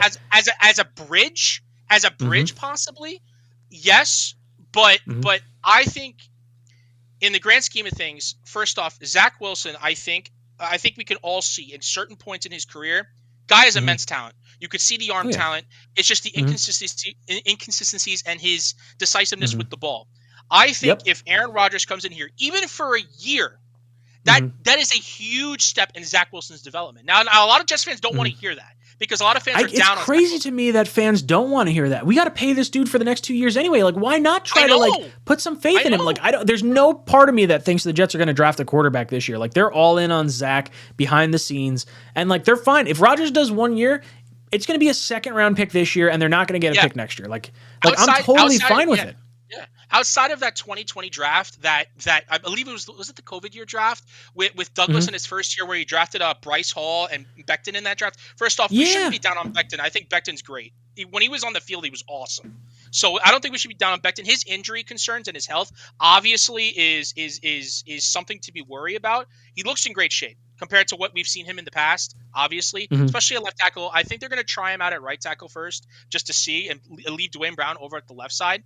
But I will say with the whole Rodgers and Zach Wilson thing, even if we get Rodgers in there for 1 year, we've seen Joe Douglas in the last 2 drafts. He knows what he's doing with his draft prospects, and he knows what he's doing with his draft picks. We know that. He's drafted Brees Sauce, Mike Carter the second. He's drafted, I think Ruckert's going to be a really good tight end. I also think... Dude, I hope so. Carson, you've been talking way too long. You've been ejected from the cockpit. Way too long. All right. So before I get over to Vincent and Hunter, I want to... Aaron Rodgers just tweeted 1 minute ago. It says, Sull, Sullll, crying face. I don't know what that means. The fuck does that mean? Is Aaron Rodgers having some ayahuasca? What the fuck's going on over here? Guys in the chat, let me know. Is this a good thing? Is this a bad thing? What's going on? What's this whole Aaron Rodgers stuff? Yeah, see, Rob V doesn't know what it means either. What does Sull mean? Am I old? Is 33 too old to understand what that means? Razul? Is that what they're talking about? And maybe he's just laughing at that not that live stream, but maybe it's about that phone call thing that Razul did earlier. Is that what's going on? Let me know. I'm trying, before I get into the calls, I want to figure out what this is. Hunter says, Ryan up past 10, rare form AR-12 to the Jets is locked in. Yeah, it's one of those things where it's like the fan base is too amped up. Got to go longer than where we were at before. Let's see. MC drops in. MC celebrates 23 months of membership, and he says Douglas. So yeah, it looks like the rest of you guys in the chat are saying Razul, short for Razul. Nothing crazy going on. Razul Douglas. So he's probably laughing at it. See, that's what happened. Oh, dude, he gets me all fired up. Come on, just announce it, you son of a batch of cookies. All right, Vincent, welcome to the cockpit. How you doing tonight, brother? Vincent, can you hear me? Yeah, what's up? Welcome to the cockpit. How you doing? I'm hanging in there. All I gotta say is thank God I work from home. Right? You're losing your goddamn mind. Yeah, it's crazy.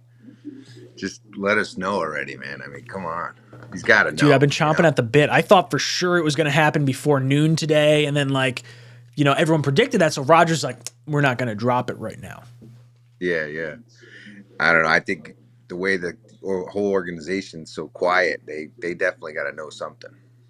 I think so. It's got to be, right? They're letting these quarterbacks just go to all the other teams. Like, what's, it's either that or Lamar. I don't know what's left, Yeah, I mean, I've been getting the feeling that Lamar's not on our radar because of the amount of money you'd have to pay him on the back end. It would prevent us from retaining some of our key guys that I think we want to hold on to. But I don't know how you don't pivot to Lamar after possibly striking out on Aaron Rodgers, if that's the case.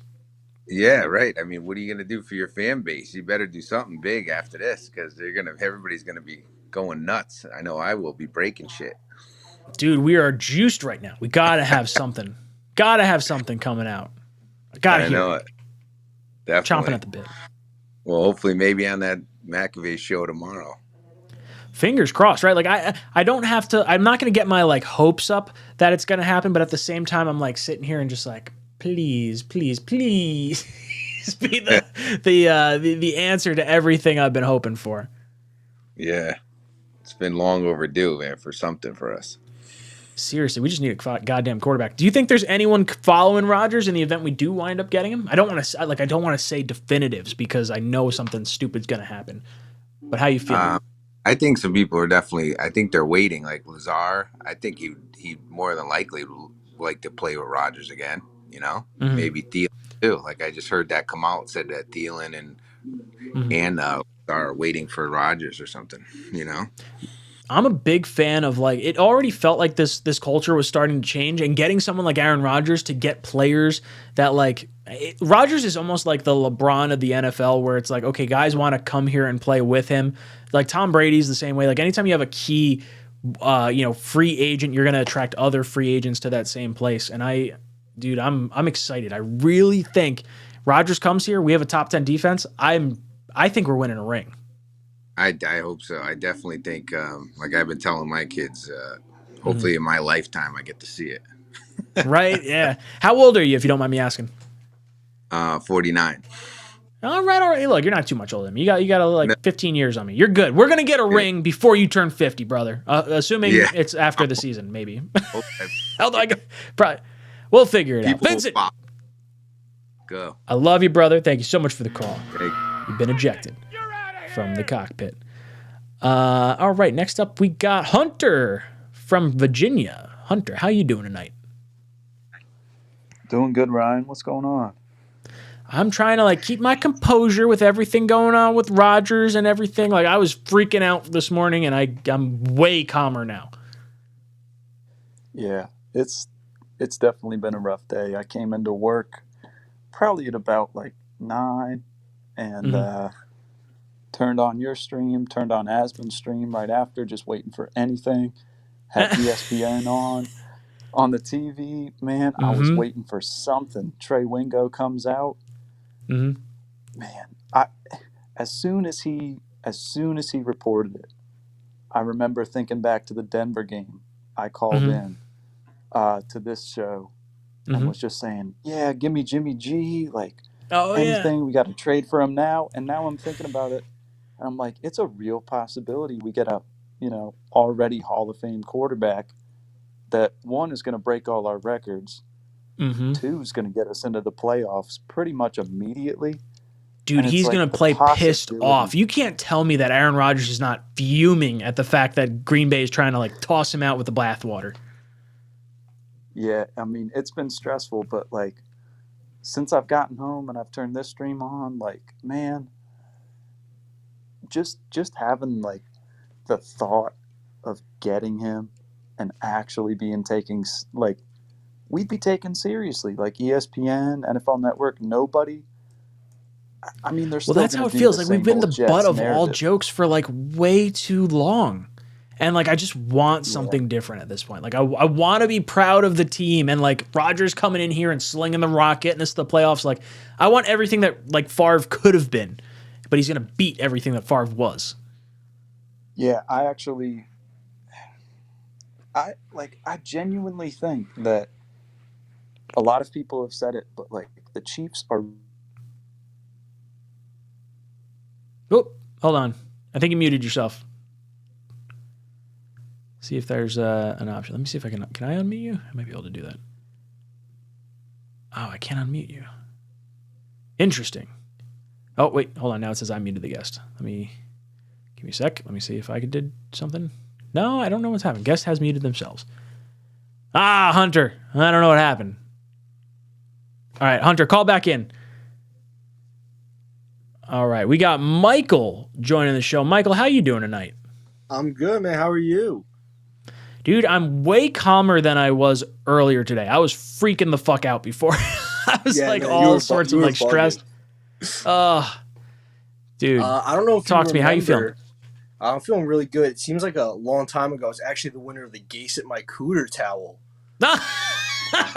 That was the one that I wasn't allowed to make. That I had it. That you were the one person that got it.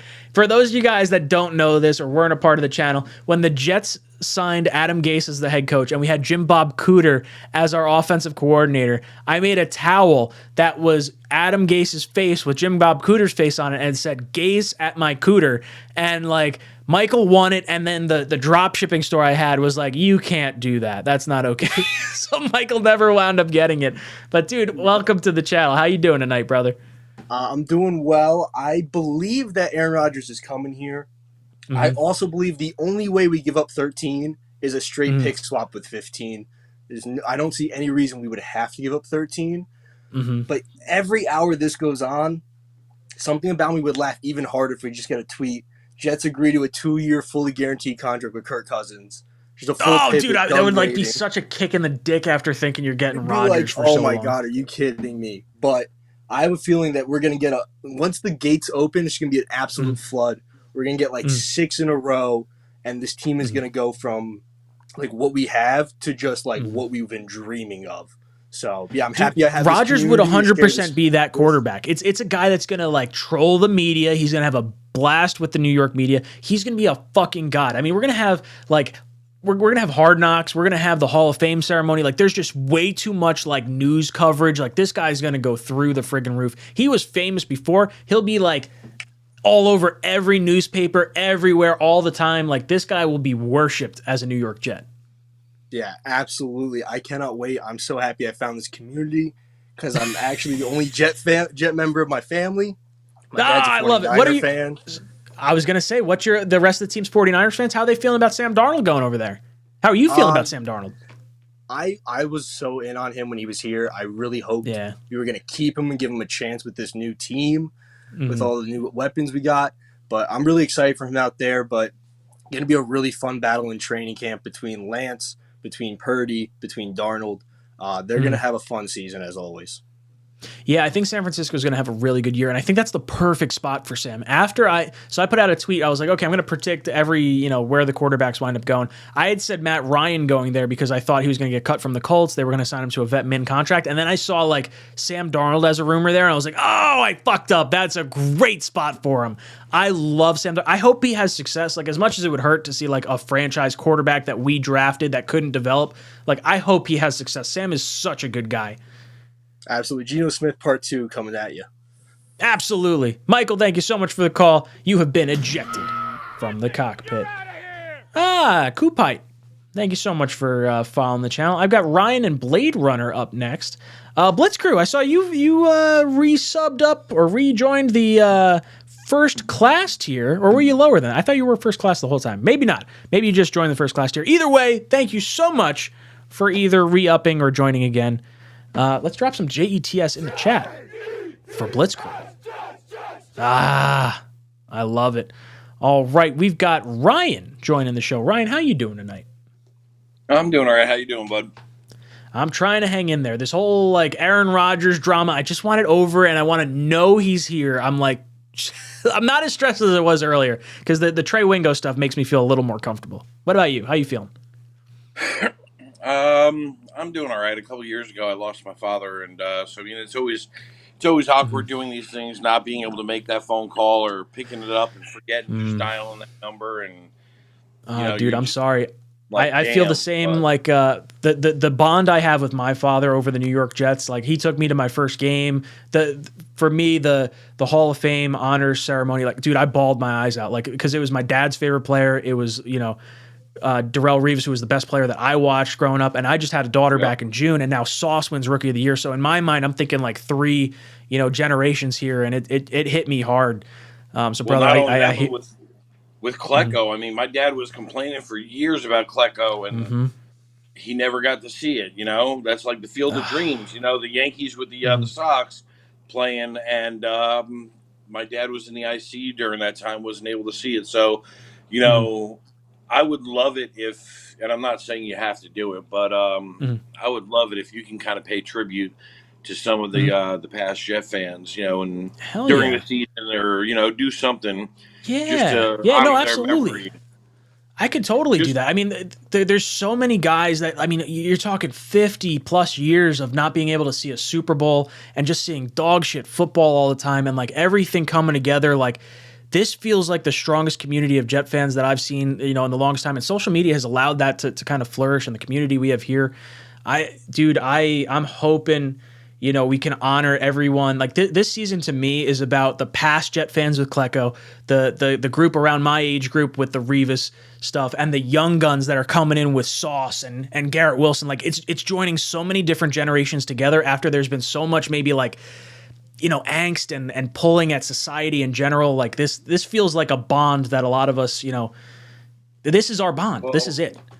Well, I can tell you this, and I'm sorry if I go over my time limit. I apologize. That's all right. But, don't worry about the time. I'm taking it off. Just to give you, and I've never told anyone this. I think I might have just kind of put it in Green Bean's chat, and it was said one time. But my dad was a Jet fan since they were the New York Titans. Okay, he saw Super Bowl III. I actually have it on a VHS tape.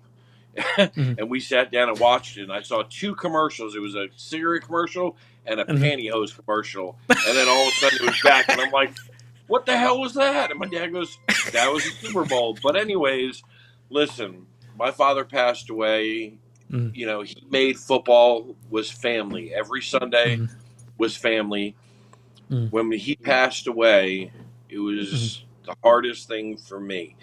But that season, my sister's a huge Jet fan, and she married a Saint fan. Okay. For their honeymoon, they went to the Jets and Saints game up in MetLife Stadium. That's where we lost, but my sister brought my dad's ashes there and kind of worked his way down. Oh, and spread that's him on so the field, cool. which was amazing. But what really topped everything, my dad was a Vietnam vet, but they honored Erasmus Hall for being champions. And my dad went to Erasmus Hall and played football for them. And it was that's what awesome in the hell happened? Like it just, dude, that's when everything aligns. Someone's watching out, dude. Like I'm not like super religious or anything like that, but when things fall into place like that, that is something special. 100%. Like that doesn't happen to everyday like people. Someone's watching out for you, brother. And my dad, ever since growing up, he always had a pot leaf tattooed on his arm with the number 13. And 13 was just his number. And this year we got the 13th pick, And I'm feeling something, dude. I don't know what it is. My dad never got to see Zach Wilson play. Mm-hmm. He saw him drafted. We talked about it. He said, "This is a new regime." And the past couple of years, I just haven't had really anyone to talk to about football. So I'm sorry if I'm just spieling on, but no, dude, it's all right. So many people in our dude, that's what this community is about. It's all about getting together and talking, something that we love across so many different people. Like, I'll be honest, I don't share this with anyone, but my dad and I for the last few years have not been as close as we were when we used to have season tickets. And like the Hall of Fame night for me, like that's why all the emotions hit. Like it was something that like my dad and I always shared, and he's been maybe a little removed from some of the Jet stuff recently. And I'm lucky enough to still have him in my life, but like to have that bond with your father, I'm 100% there, dude. I get it. So like for you to kind of carry that torch and hopefully have everything that happens. Like I believe in, someone's watching out for you. The fact that we have the 13th pick, that was like his number. That's something special. Seriously. It is. And, we just need to carry on our pride. And, if I were you, and I told my dad this about 6 to 8 years ago before my grandfather passed. They weren't talking since I was like 3 years old. And I called, I talked to them separately, and I said, you guys are assholes. You're getting older. You have these health issues. My dad's got these health issues.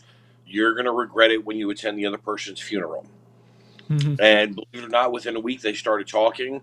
My dad flew up there to Massachusetts, which is where his father was, and because we're down in Florida, and they just hit it off. And my grandfather passed away in October of 2016, and my dad was crying his eyes out, and he goes, "Thank you for all the years you gave me with my father, Dad, Rye."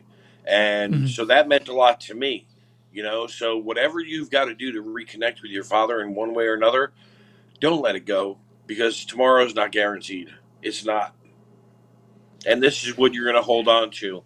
This is what I consider you, Green Bean, Matt. I consider you guys all family. And I know you guys don't know me that much, but you're all I got. Besides my wife, my 3 children, and my mom, you guys are all I got. Dude, you got a family here forever. Like, seriously. You got us. You got 676 people in the chat that got your fucking back, brother. And just thank you for sharing that with me. That touched me. It meant a lot. And I'll be honest, like I'm done now. That hit hard. Ryan, thank you so much for sharing that. I'm gonna eject you, and I don't think I can go any further with this. But dude, I hope you have it with you and your father. And oh God, that means a lot. That's really cool. All right, boys and girls, I'm not going on anymore. This is for all the Jet fans that are no longer with us, and the ones that we want to reconnect with. God, I love you, Dad. All right, this is Jets Talk, signing off.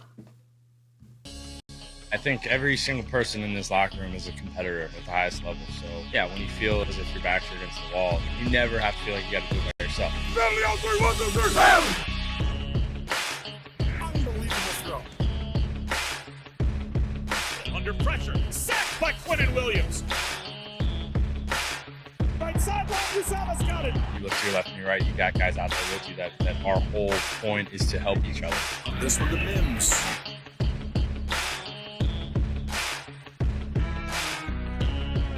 That's Corey Davis climbing the ladder. To be able to go out and lead these guys, just to know how hard these guys work and how important it is to them, and then you get that chance to lead them. Everything that happened that needed to happen for us, it almost felt like kind of like a sign, like get like a second chance almost. Gets extra pushes, running left. Maybe a little extra life to breathe into the locker room. Touchdown Jets.